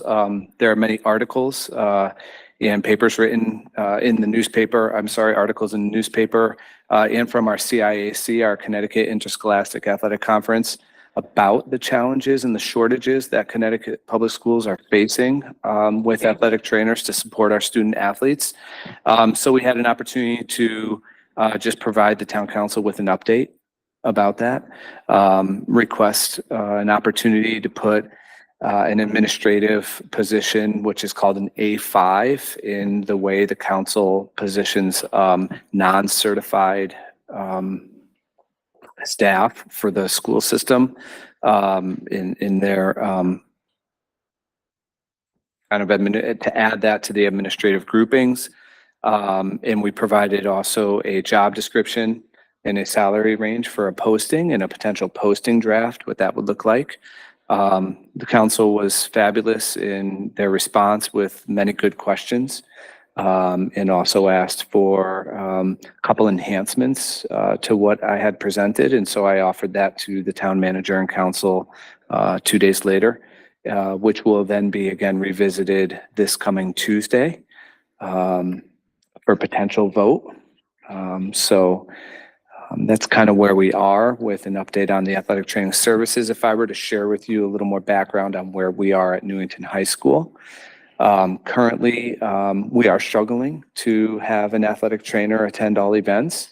And when we do, when it is critical, we'll call it, we sometimes have to contract out per diem, which can be quite costly to the board. So we're finding that the escalation in price from year to year, even just over the last 3 years, has been upwards to close to 38% a year increase, which now puts us in a position where we would be at a greater benefit to hire our own, which would be also a 12-month employee. So that would change from 25 hours a week for 10 months to full-time, which is fabulous. And for the cost differential, really at the end of the day, what they can provide would be a substance savings to the district, because it would provide us with a great opportunity to be preventative with our student athletes, to help our coaches really engage our student athletes in exercises that help to prevent injuries instead of just triaging and managing injuries.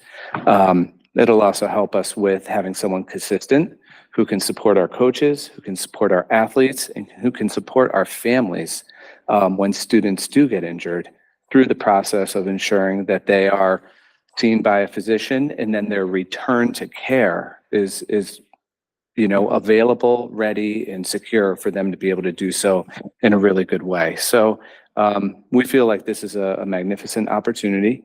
And so the council is right now sitting with that, and hopefully we'll take vote on it Tuesday night.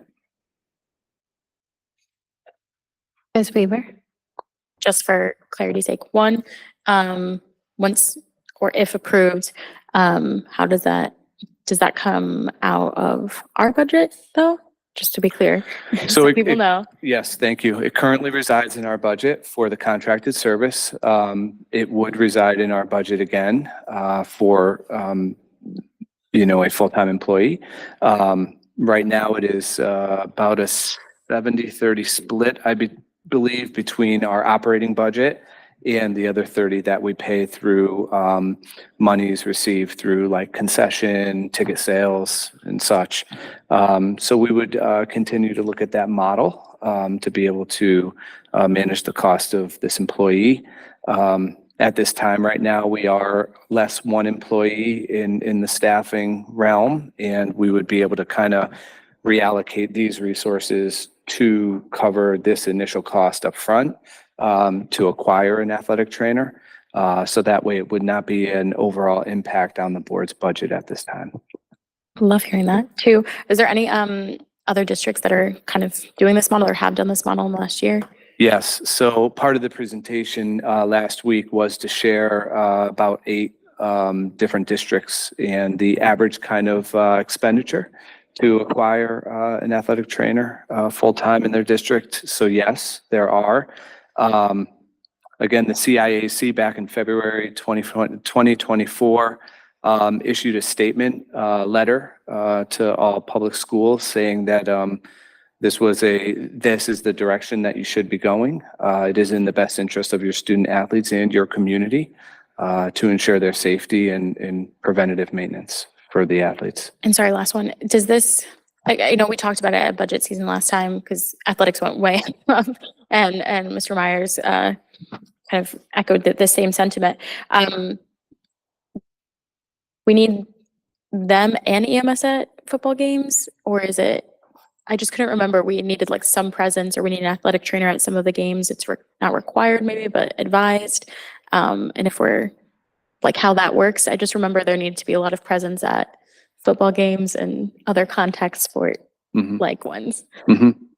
So I think they serve different roles. You said the athletic trainer and an EMS? Yeah, I wasn't sure if it was both or if we were paying for both and how that kind of worked with the contracted services. Correct. So the athletic trainer would be at all events, especially major ones like football can be higher sustaining injuries, things like that. But there are other events that go on throughout the school too. So we would make sure they have a walkie-talkie and they can support all the athletic events going on simultaneously when that happens. They're there both for our players and for the other team as well.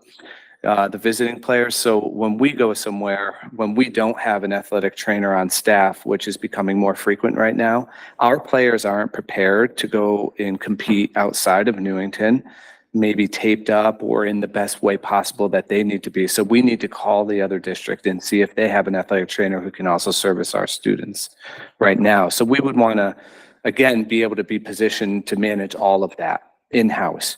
That being said, to answer your question very specifically, it is not like legally mandated that we have to have an athletic trainer on staff. No, that is not legally mandated. It is highly recommended. It is best practice. And that person does serve very differently than an EMS might.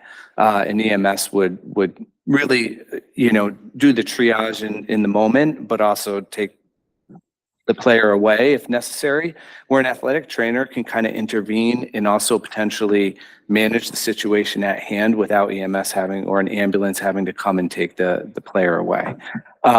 Because they are capable of and managing just a vast array of injuries that could occur. Ms. Petrus? Quick question. I don't know if it's for Mr. Parisi or for Lou.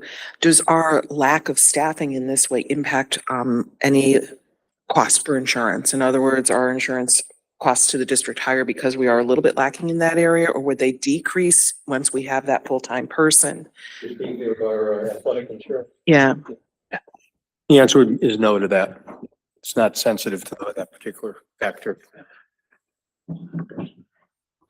Go ahead, Mr. Newton. What is the average salary of one of those athletic trainers? Because there's other residual costs, right? We'd have to get them a cart and, it's not just a salary. I'm just curious, rough. I'm not going to quote you. So I do believe that we are positioned right now very well for the athletic trainers that have been operating in the district for many, many years, right? It is up until the past few years since the ability to acquire even as a contracted service, the ability to acquire someone who is, on for the whole year. That has lessened over the past few years, but previously we would have the same contracted employee from a contracted service who would stay with us throughout the duration of the 10 months of school. And we always and still have the facilities for this individual to work and do their job and get around on the fields and use carts and things like that. So equipment wise, we are in good shape. We have everything we need. Facility wise, we're all set. We have everything we need. It really does come down to salary and benefits. So we would be posting between $60,000 and $70,000. That would be the post. But in full transparency, plus benefits and everything else, you're looking at about $100,000. Yep. Is there a shortage of athletic trainers, or are you going to have trouble filling the position if approved? Right. So the interesting part is there's a shortage of athletic trainers in Connecticut schools. There are athletic trainers out there, and what they are looking for is a full-time position. Often what you see right now with a contracted service is that they have to work the full day in their job, and then they are contracted out to schools in the evening hours. So, even yourself or myself, imagine working either 8 o'clock or 9 o'clock to 3, and then heading over to the high school from 3:30 all the way till 9 at night. Yep, or a board meeting. And then on weekends, things like that. So I think, there's just a desire for a work-life balance, and to be able to be more stable in a role. And this offers that for an athletic trainer. And their hours are just shifted to after school evenings more likely, but you said they could also do things during the day or be around for our students. The job can be more than just supporting. Correct. So the benefit of having someone on staff is numerous. So number one, if they do come in later in the day, maybe even early afternoon, then they can stay till later at night, when the events end at 9 or things like that, right? They still have access during that later part of the day to students in school. So that's great because if they have to touch base with someone, even if that individual is off season, but they're in rehabilitation or something, they can kind of follow up and manage care that way as well. And we would adjust schedules throughout the week. Mr. Myers would work on this. I don't claim to be able to do that work. And, you know, when, for weekends and events like that. So it would be an adjusted schedule, week to week based on, sporting events and when they're most needed. But they work a full 40-hour week and things like that. And yeah. And then, with the CIAC this past summer, just released was that coaches can have teams come in the summertime now. This is the first year ever. And so to have someone there and an opportunity to have a full-time athletic trainer for 12 months really is now to our benefit. Yeah, absolutely. I think that's the way to go. So hopefully they prove it. And it's important to have someone there for our athletes and our students so that they can be healthy and have that relationship with someone that they can trust and work through whatever physical injuries they're going through. Any other further questions or anything? Just want to thank Mr. Farisi for kind of jumping on this major issue and working with Mr. Myers and then having to work with the town. Normally, we don't have to work with the town on positions, but because this is an AT position, the town oversees them, and that's why we have to work with town council. So to kind of navigate all these different areas, but I think it is landing well, and the town manager has been collaborative. So we anticipate full cooperation, which we appreciate very much. So thank you, Mr. Freese.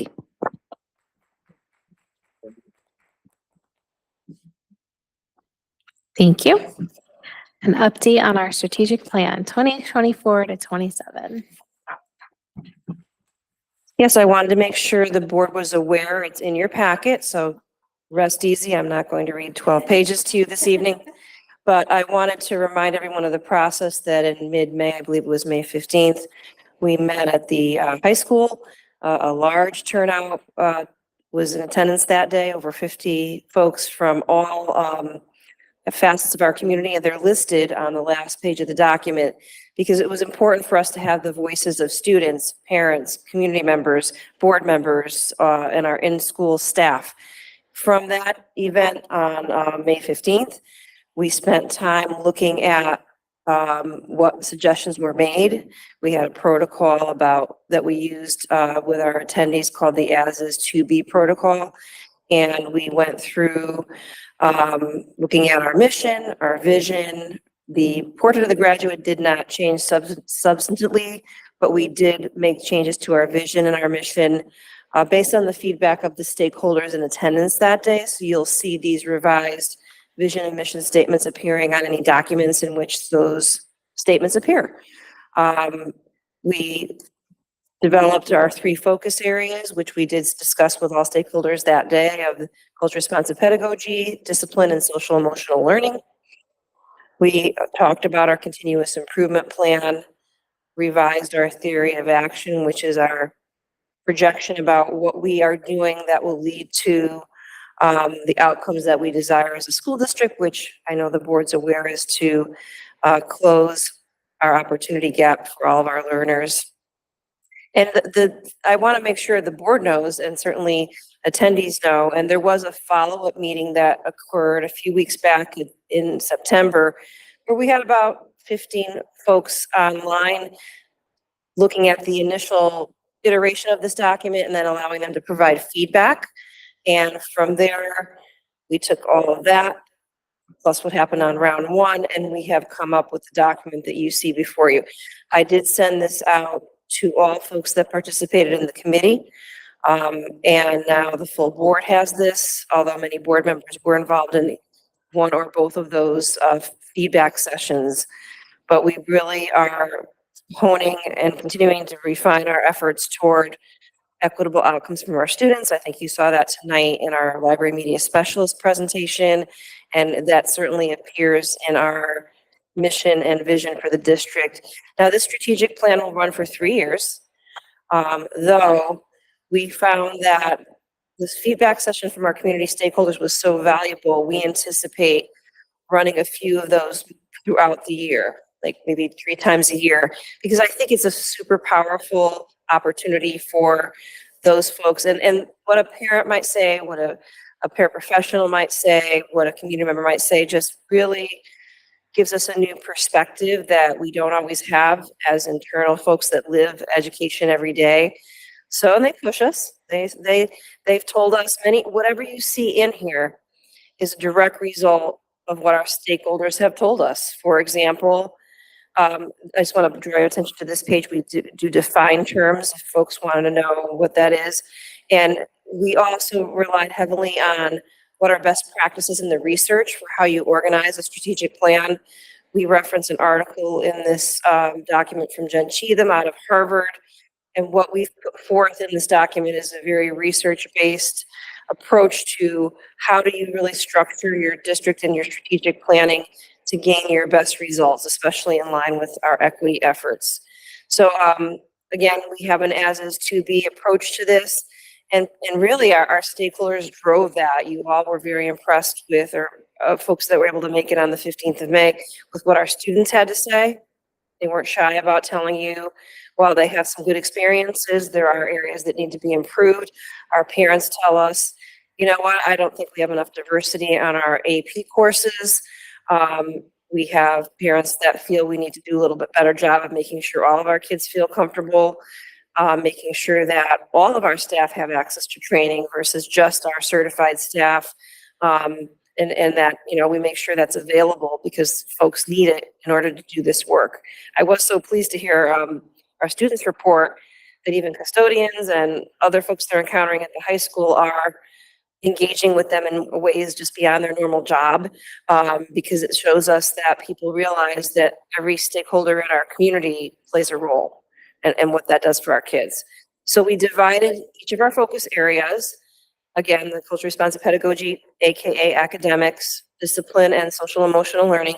And we looked at it through the structures of whatever our stakeholders' role, the structures role, the systems role, the resources, and culture. And obviously come budget time, the resources component would be what the board would actually be, you know, we'll reference this throughout our budget process so you can see the through line, I hope, between what this document says and what we're asking for to support the district.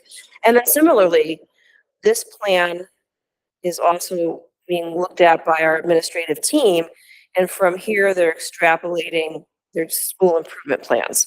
So we're not having this document that sits in a shelf with, you know, every couple of years we update it and that's check a box. It really isn't like that. We spent considerable time looking at this, making sure it made sense to where we want to go, and then making sure our principals look at it as they're formulating their improvement plans. And for board information, every principal meets with our central office equity team and presents their school improvement plan to us, and we cross-check it with, is it lining up to the strategic plan?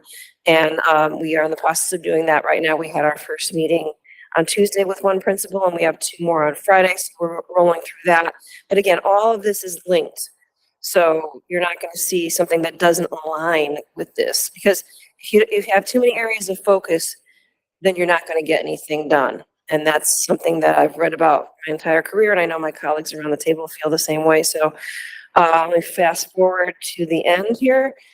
So you can see that we did have a very diverse group of stakeholders involved in this process. And we'll continue this going forward. And, you know, thanks to the team around the table, Kristen and Steve and Lou actually was part of that as well, board members around the table that were able to participate. And we will do our frequent check-ins with stakeholders throughout the year, anticipate having at least 2 more sessions. And the online methodology does allow people to participate a little easier with all the work schedules. We held it like the late afternoon in late September.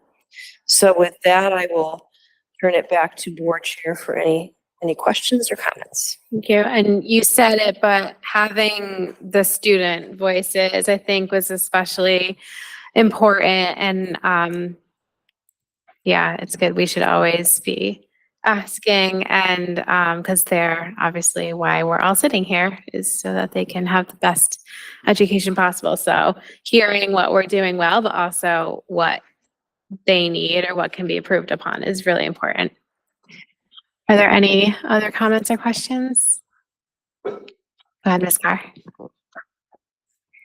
I was just gonna say, I attended the second part in September, that webinar, and it was great seeing people reread it and have more to say, more thoughts, more questions, and, see us further work it and continue to improve it. Ms. Weaver. Just want to say thank you to all involved. It's not, I think we can say, it's not easy work. It's not overnight work. It's planning, 3 years, obviously, but, and I appreciate you saying that there'll be more iterations, because I think really that's where the magic kind of happens, is these iterative conversations. And it was just really powerful back in May to just hear so many different stakeholders, to hear those perspectives. But I think it's just also great how reflective it is too of the trends we're seeing nationally. Like, we're not immune to a lot of just the state of education post-COVID in the world that we're in. So I just want to say thank you too, because I think I know discipline came up in some of the union negotiations. Like, it was really teacher, a lot of the things that are there are people who are dealing with these issues every day. And so having that informed, and like you just said, the stakeholder perspective is so crucial. This isn't any kind of admin top down or only bottom up. It's really collaborative, and that hierarchy seems to disappear a little bit. And I appreciate that, because I think that's where that core collaboration has made it to be an effective and really targeted mission that I think we are already seeing will bear fruit. But just thank you to everyone who put those hours in, because it was a lot of hours, I know. Okay, thank you so much. All right, moving on to an update on John Wallace. All right, good evening, everyone. The status of John Wallace project is finally moving along at a reasonable clip. Project meeting activities started early August, to develop the solicitations for the architect, the construction manager, and the owner's project rep. Same combination of specialists as we had for Anna Reynolds. All three of those processes are now complete, and contracts have been awarded to companies this time around. Fryer Associates out of Farmington will be the architect. Newfield Construction will again be project or construction manager, as well as Construction Services Group will be the owner's project rep. So Fryer, the district has had a number of experiences over the last 25 years with them on different projects. They've done a fine job. This is more or less in their wheelhouse as far as the size of the work and the timing, and their ability to be nimble and supportive of the time schedule we're trying to achieve. As everyone's aware from the outset, the goal is to be ready for starting construction. First day school is out in June of this coming year. Goal is to do 2 wings simultaneously during the first summer. And as we get into the new year, as soon as we can get done and put those classrooms back in service, we'll then be able to add the 3rd wing to the project. And depending on exactly which one finishes first in timing and how we scaffold that work for efficiency purposes, we should be essentially through with the project by May of 2026. So coming out of next school year, they'll have some bumps and hiccups from the first day of school through middle to end of October, as the first 2 wings are winding up. Should be no problem at all for the 3rd wing, because if we can handle 2 wings out of service simultaneously, there'll be no problem to have the 3rd wing out at once. The schedule and the requirements right now, we have our second, what they call AOC meeting, which is architect, owners, and contractors meeting, which get together to, script the work, decide on the details of the spec, give the architect the guidance to be able to go out and draw all the drawings. We have a little bit of an advantage. We did invest a few bucks, 6-7 years ago to get the initial design done just as a 2-line concept drawing for the architect. So they have a good awareness of where we'd like to go. They don't have to start from, actually at ground zero here. They're a little bit ahead. Their goal will be to to get through their design work as soon as possible, where sometime in December, we can start the state review process. Now, that's mandatory because of the grant. You have to go in, it's at least a 2-meeting sequence where they will take your plans in and then go tearing them apart. And not from a construction standpoint, it's from a legal compliance standpoint. So all the regulations that are drawn up are what they're creating citations for. They're not looking to see if the wall will stand up when you're actually building it. They're leaving that to the architect to be able to do it. So it's a different focus, and to be able to be in a spot where they can say, you're eligible to get paid and you're eligible to let the job go out to bid. Hopefully we'll be in a spot where the bidding will start by around February 1st. And that will take typically 6 weeks, start to finish. You have 3 weeks of putting the ad in the paper, inviting contractors to come. Have to get them lined up and at the site for the walkthrough. Post walkthrough, there's typically a number of questions that are posed to the architect. They have to be clarified so the bid is fair for everybody. And then when that goes through, you have another 2 weeks before the bids are accepted. Then hopefully you don't have to worry about what's called value engineering, which is you have more scope that they estimate the cost for than what you have financial resources to do it. So you have to cut down the scope to match the financial resources. We had to do an extensive amount of that at Reynolds, but we did have the ability to put things back in at the end. So certainly if you can keep it into the original project scope for the bid, you're going to get a better value and less difficulty getting things done.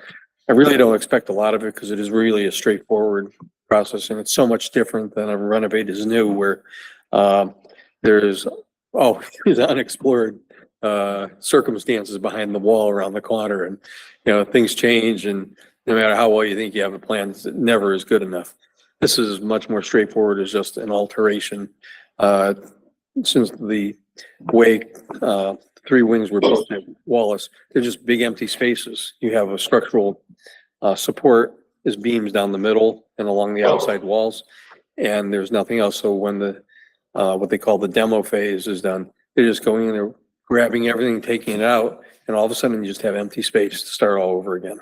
The exterior walls will still be up. We're not taking that part down, but the difficulty of getting the space ready to work in is so much less than what it was at Reynolds, and it'll be much easier to plan the sequencing of the work because of the request that the board put forward for the project and the ability for us to get it done. It'll come together so much easier than what we went through this time. So tomorrow we have our next meeting to start going through a lot of the details. These AOC meetings will be weekly for the foreseeable future until the architect's ready for design presentation to the building committee, and we'll be off and running very soon. Any questions? Oh, and thank you, Mr. Holler and Mr. Newton, for serving on the committee representing the board. That is correct. All right, thank you for the update. And we have one more agenda item. Would someone read the motion on the screen? Yes. Move the Board of Education cancel the regular meeting scheduled for Wednesday, October 30th, 2024. Second. And the reason for cancellation is so that we can honor our Teacher of the Year, Mr. Helming. He's the 24-25 Teacher of the Year, and he was a quarterfinalist in the state, but unfortunately did not make it. But quarterfinalist is super awesome. very We have awesome. another Teacher of the Year and quarterfinalist also, Ms. Rodriguez here. So yes, we are going to cancel so that we can honor him at a dinner. So any further discussion?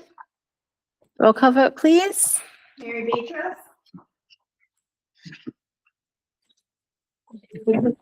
Yes. Brittany Todd, Yes. Lauren, Yes. Anthony Manning, Yes. Timothy Manning, Yes. Ronnie, Yes. Jessica Wheeler, Yes. Motion passed unanimously. Thank you. All right, back to public participation on any matter related to board responsibilities. If you're in the room, you can come to the end of the table, and if you are on Google Meet, you can raise your hand. I don't see anyone. Oh, Ms. Rodriguez.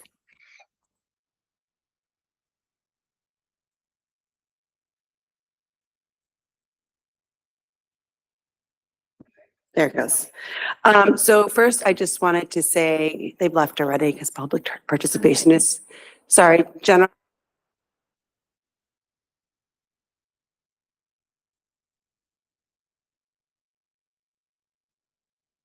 Farisi. Okay. So I wanted to say I had the honor of walking Michael around Anna Reynolds today, our student representative. He was lovely.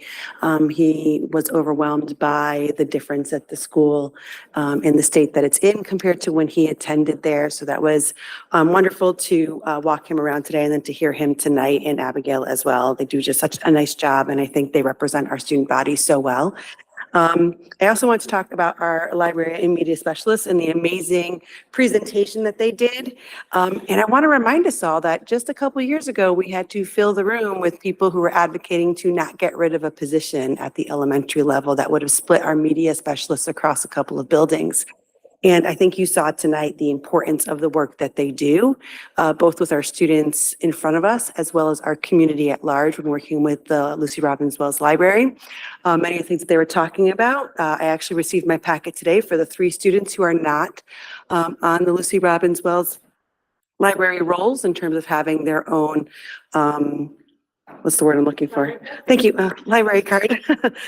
So they do all that work for us, which is a great support and help to the classroom teachers, even scheduling days specifically to when we're going to go there, so that our job is pretty easy in terms of just filling out paperwork, getting the buses, that kind of thing, in row. So I want to say again, thank you so much for the work that you do, along with your colleagues in supporting classroom teachers, the students that we work with, and all the wonderful books that we have available to our students. I'm going to go one further and say that Mrs. Freeman's department also does a great job of getting those culturally relevant and diverse books into our hands for our own personal class libraries. I think I had a lot of them that had to do with math and multilingual last year, and you had found a grant and were able to not only fund it for my classroom, but every classroom in my building that wanted the same books. So they were in Spanish and English. Our students can access them at home. And they not only reinforce literacy, but also math skills, which was a tremendous support that we've been using this year. So thank you so much for that. So I think that kind of wraps it up. I just want to say a lot of thank yous about the wonderful job that people are doing. And if Mrs. Resendez was here, was here, then I would say the same as well for her being our local hero. So thank you so much for the work that you do in supporting education, and amazing job. All right. Thank you. Okay, remarks by board members. Ms. Weaver. Just like reiterating the Love Fest. I think Ms. Rodriguez put it well. There's just a lot of great things, and I just hope the community can know about all of these. If you're listening, please know the amount that's going. I'm always amazed by just how much is going on, and I think it just is reflective of a lot of the initiatives. So just a huge thank you to our staff, our admin, and everyone in between that's in our school system, and those who are supporting our school system from the community. I think it really does a long way, and I think our student reps did it best by showing exactly what good critical thinkers are, good public speakers, and model citizens are. So just want to say thank you for everyone who's contributing. It's just one of those meetings that there's a lot of light in our district, and I'm so glad we're shining a light on those who are giving it.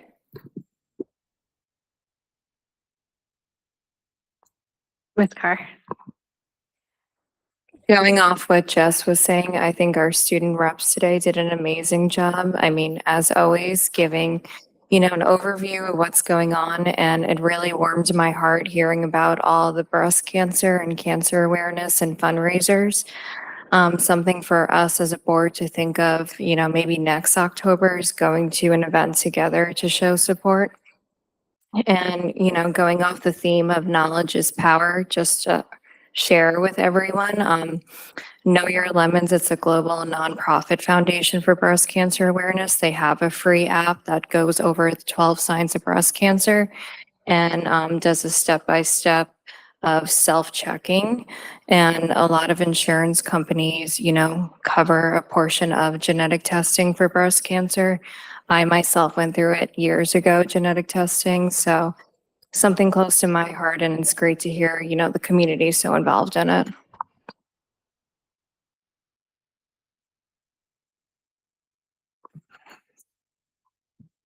Go ahead, Mr. Mealy. Yep. You just put your mic on. Anybody else have to talk before I start? You go ahead. The floor is yours. I actually had a couple of things, but it's getting late, so I'm gonna just take care of one thing. This has nothing, those ladies did a fantastic job, and I think the whole library committee and everything is fantastic. So I'm now talking from an adult point of view. And looking at, I was just reading the stakeholders things, the as is, different stakeholder groups, both within and outside the Newington Public School organization are not fully aligned to the Newington Public School mission for equity. Some cases, stakeholders actively obstruct efforts towards the mission. I think that's very strong. So I've been reading lately, this is Carol Swain. She's a PhD, and Christopher Shore, who are PhDs, and Carol Swain is she's a Black female, and she's very, this book is called Black Guy for America, How Critical Race Theory is Burning Down the House. I would just like to make reference to a couple of things quick. I don't want to keep people long, but I think it's an excellent book. I think everybody, I'm going to be the lone voice, I'm sure, in the forest here, but I would like to read one thing she said about her family. She says, to American children, I want my great-grandchildren, Hezekiah, Heavenly, and Haven, to grow up in a world where they are neither advantaged nor disadvantaged because of their skin color or socioeconomic status. Likewise, Jackson, Olivia, and Karis, white children I love and respect, should bear no burden because of their race or socioeconomic status.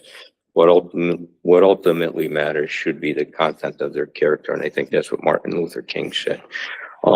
If I may, I know this is painful for some people, but I just wanted to read a little bit of the foreword by Dr. Benjamin Carson. I think most of us know Ben Carson. He ran for president in 2016. He's a neurosurgeon. He did the first surgery that separated two co-combined twins by the head. Our country is fractured and in danger of coming apart at the seams. The misguided ideology of critical race theory is corrupting our institutions, dividing Americans by race, and pitting them against one another based on that arbitrary characteristic. So the American people are faced with a choice. Do the better angels of our nature unite and guide the country back toward the ideals of the Declaration of Independence, that all people are created equal and endowed by their Creator with certain unalienable rights? Or do we succumb to the forces of darkness and division, which will lead to further social conflict in a nation that cannot afford to be any more divided? I just want a couple more things. Critical race theory does not allow this, in fact. It requires the opposite. For critical race theory, the only characteristic that matters is a person's race. And individuals are not individuals, but members of racial groups who are only judged collectively as a racial group. Any differences between racial groups are exclusively the result of racism, as opposed to any other factor. But just because there's only one just outcome does not mean that this outcome will prevail. While the premises of critical race theory are self-evidently false, both in theory and in fact, critical race theory remains on the march. Its advocates are gaining strength, indoctrinating our children, and infiltrating institutions at an alarming rate. The forces fighting for the just outcome are on the defensive. Black Eye for America clearly and cogently explains how and why the embrace of critical race theory will bankrupt our nation both spiritually and intellectually. The authors dissect the purported intellectual framework of critical race theory, exposing it for what it is, warmed over Marxism that substitutes race for class, but otherwise embraces the same failed ideas and assumptions of an ideology that sent 100 million people to their graves. The book also explains how critical race theory is anti-American, anti-liberal, and in the classical sense, an anathema to the Judeo-Christian values that are the bedrock of the American ethos. While neo-Marxist in theory, critical race theory is neo-Jim Crow in practice, having simply swapped which race is favored and which race is disfavored. Dr. Swain and Dr. Shore have done the world and Americans in particular great service by writing this book. I look forward to people of good faith using the arguments within it to fight against the forces of destruction and bring our country back to light. I know that's a opinion that people don't agree with, but I think it's a great book. And we did talk about critical thinking. You know, I look at both sides, and I know I'm on kind of the farther side, but thank you for listening to me. Thank you. Any other remarks by board members? Go ahead, Ms. Beatrice. With all due respect to my colleague, I want to just touch on a couple of things.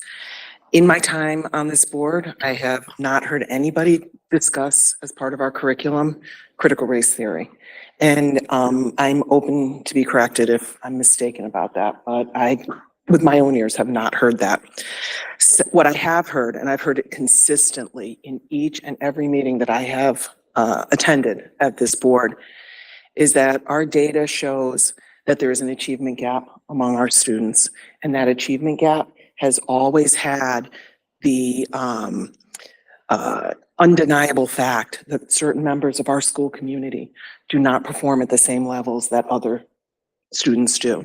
And it's our moral obligation to close that gap. And when we strengthen that academic performance, that not only helps our students, it helps all of our communities. And these are hard conversations to have, and I know we've had that a lot. But critical thinking is not the same as critical race theory. And I want to make that really, really, really clear. It's an opportunity for us to empower our students, to meet our students where they're at, so that they're performing at their best level. That's our responsibility as a district, and it's our moral responsibility as board members. We would be remiss in our work if we didn't do that. And to use the idea of something like CRT as a way to tear our school community apart is not acceptable. It's not part of the curriculum in our schools. And so I have to respectfully disagree with this. This is, you know, this book, they're entitled to their opinions. Certainly there are many, many different thoughts on that. But in all of my time on this board, which I'll admit is less than a year, but this message of equity and the power that it has to enable our students to be their best is consistent, and it's based in data. There's measurable results with that.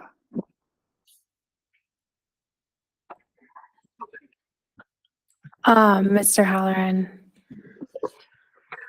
As the chair of the curriculum committee, you're correct. CRT does not exist anywhere in our curriculum. We do, however, and we'll be looking at for the rest of the year, the opportunity gap, the achievement gap, which when we look at the data, no matter how many ways we slice the numbers, it falls into racial lines. It does. It's clear as day. No matter how much we try to look at it from a different perspective, it's black and white, which is why I have to continue to work at it. Regardless of the politics, regardless of the theory, some students are being underserviced in our schools. That is our job as Board of Education members to make sure that we close that gap, because we are not serving every student.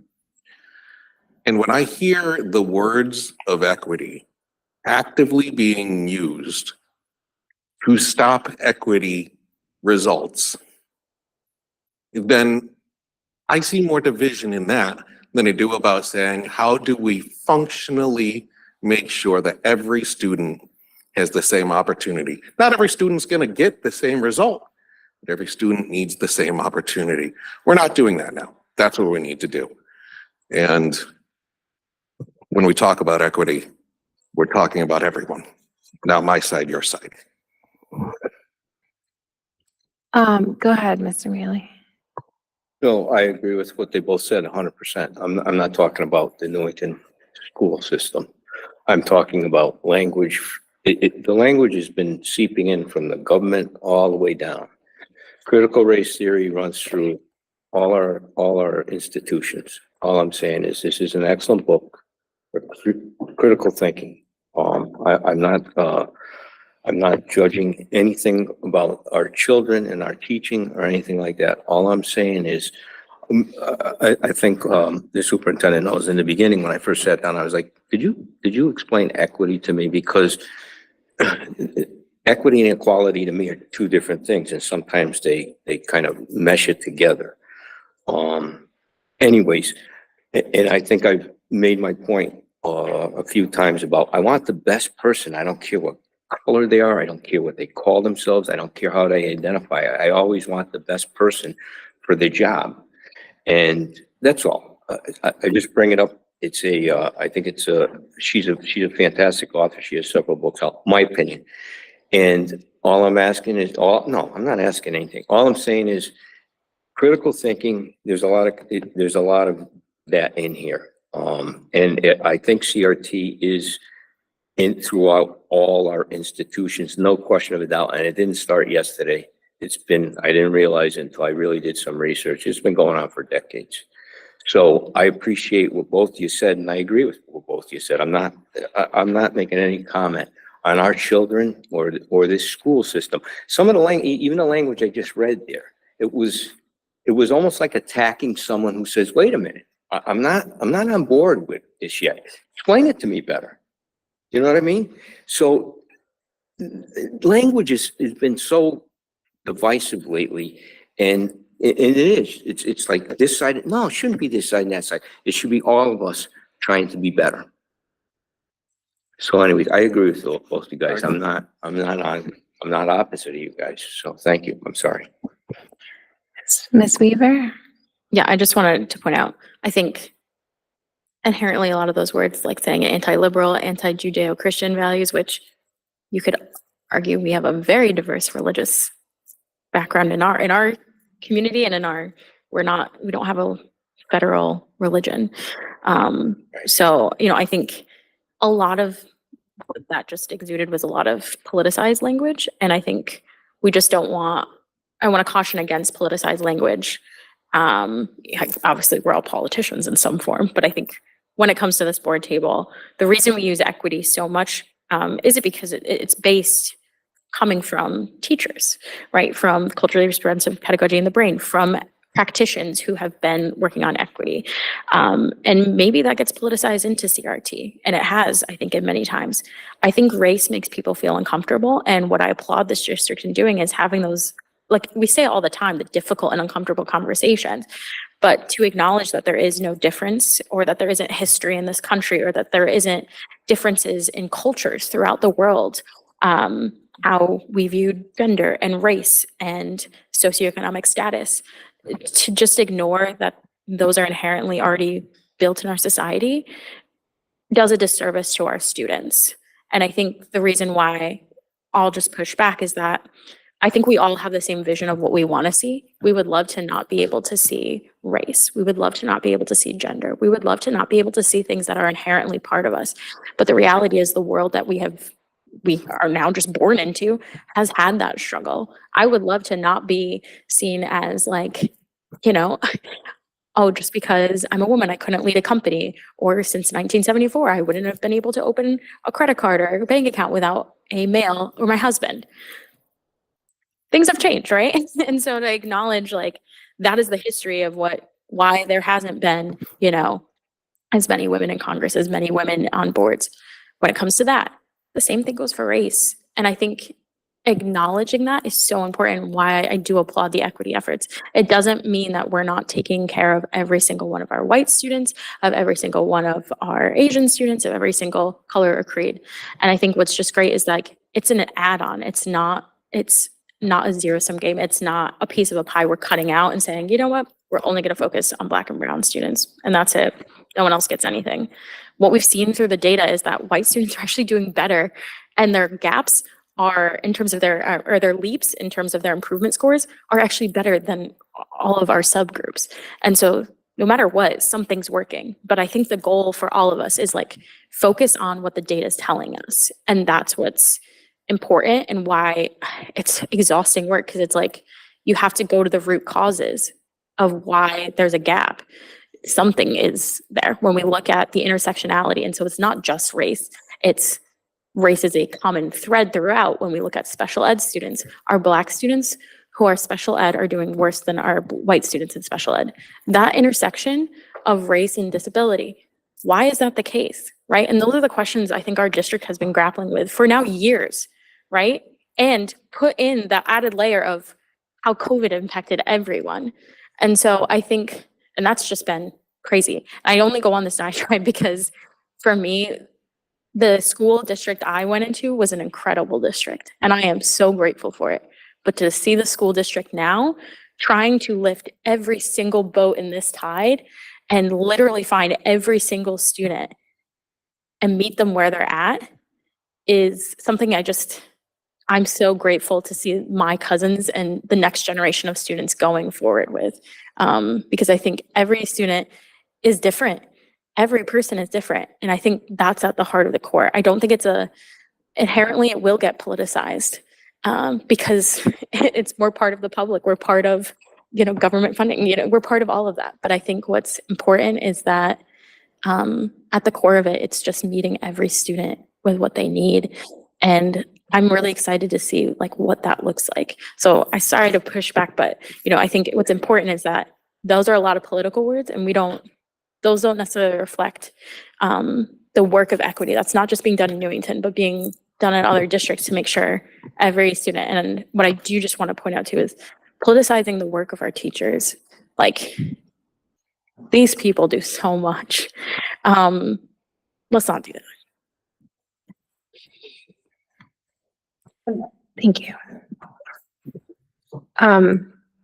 Respectfully, we're not supposed to really have a back and forth. So if there's a topic maybe that you want to bring up, or like you can go through the proper channels.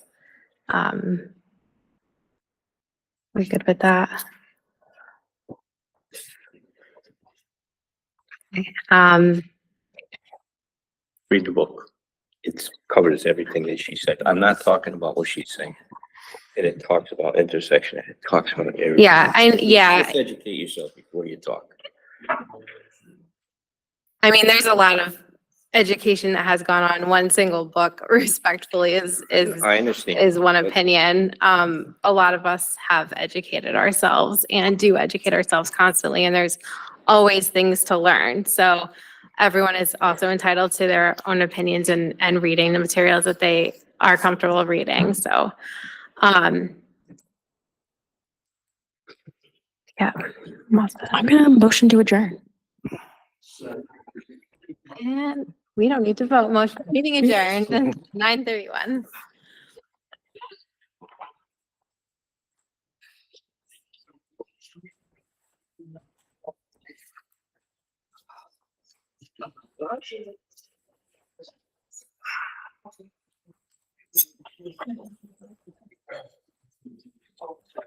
Good night, everybody.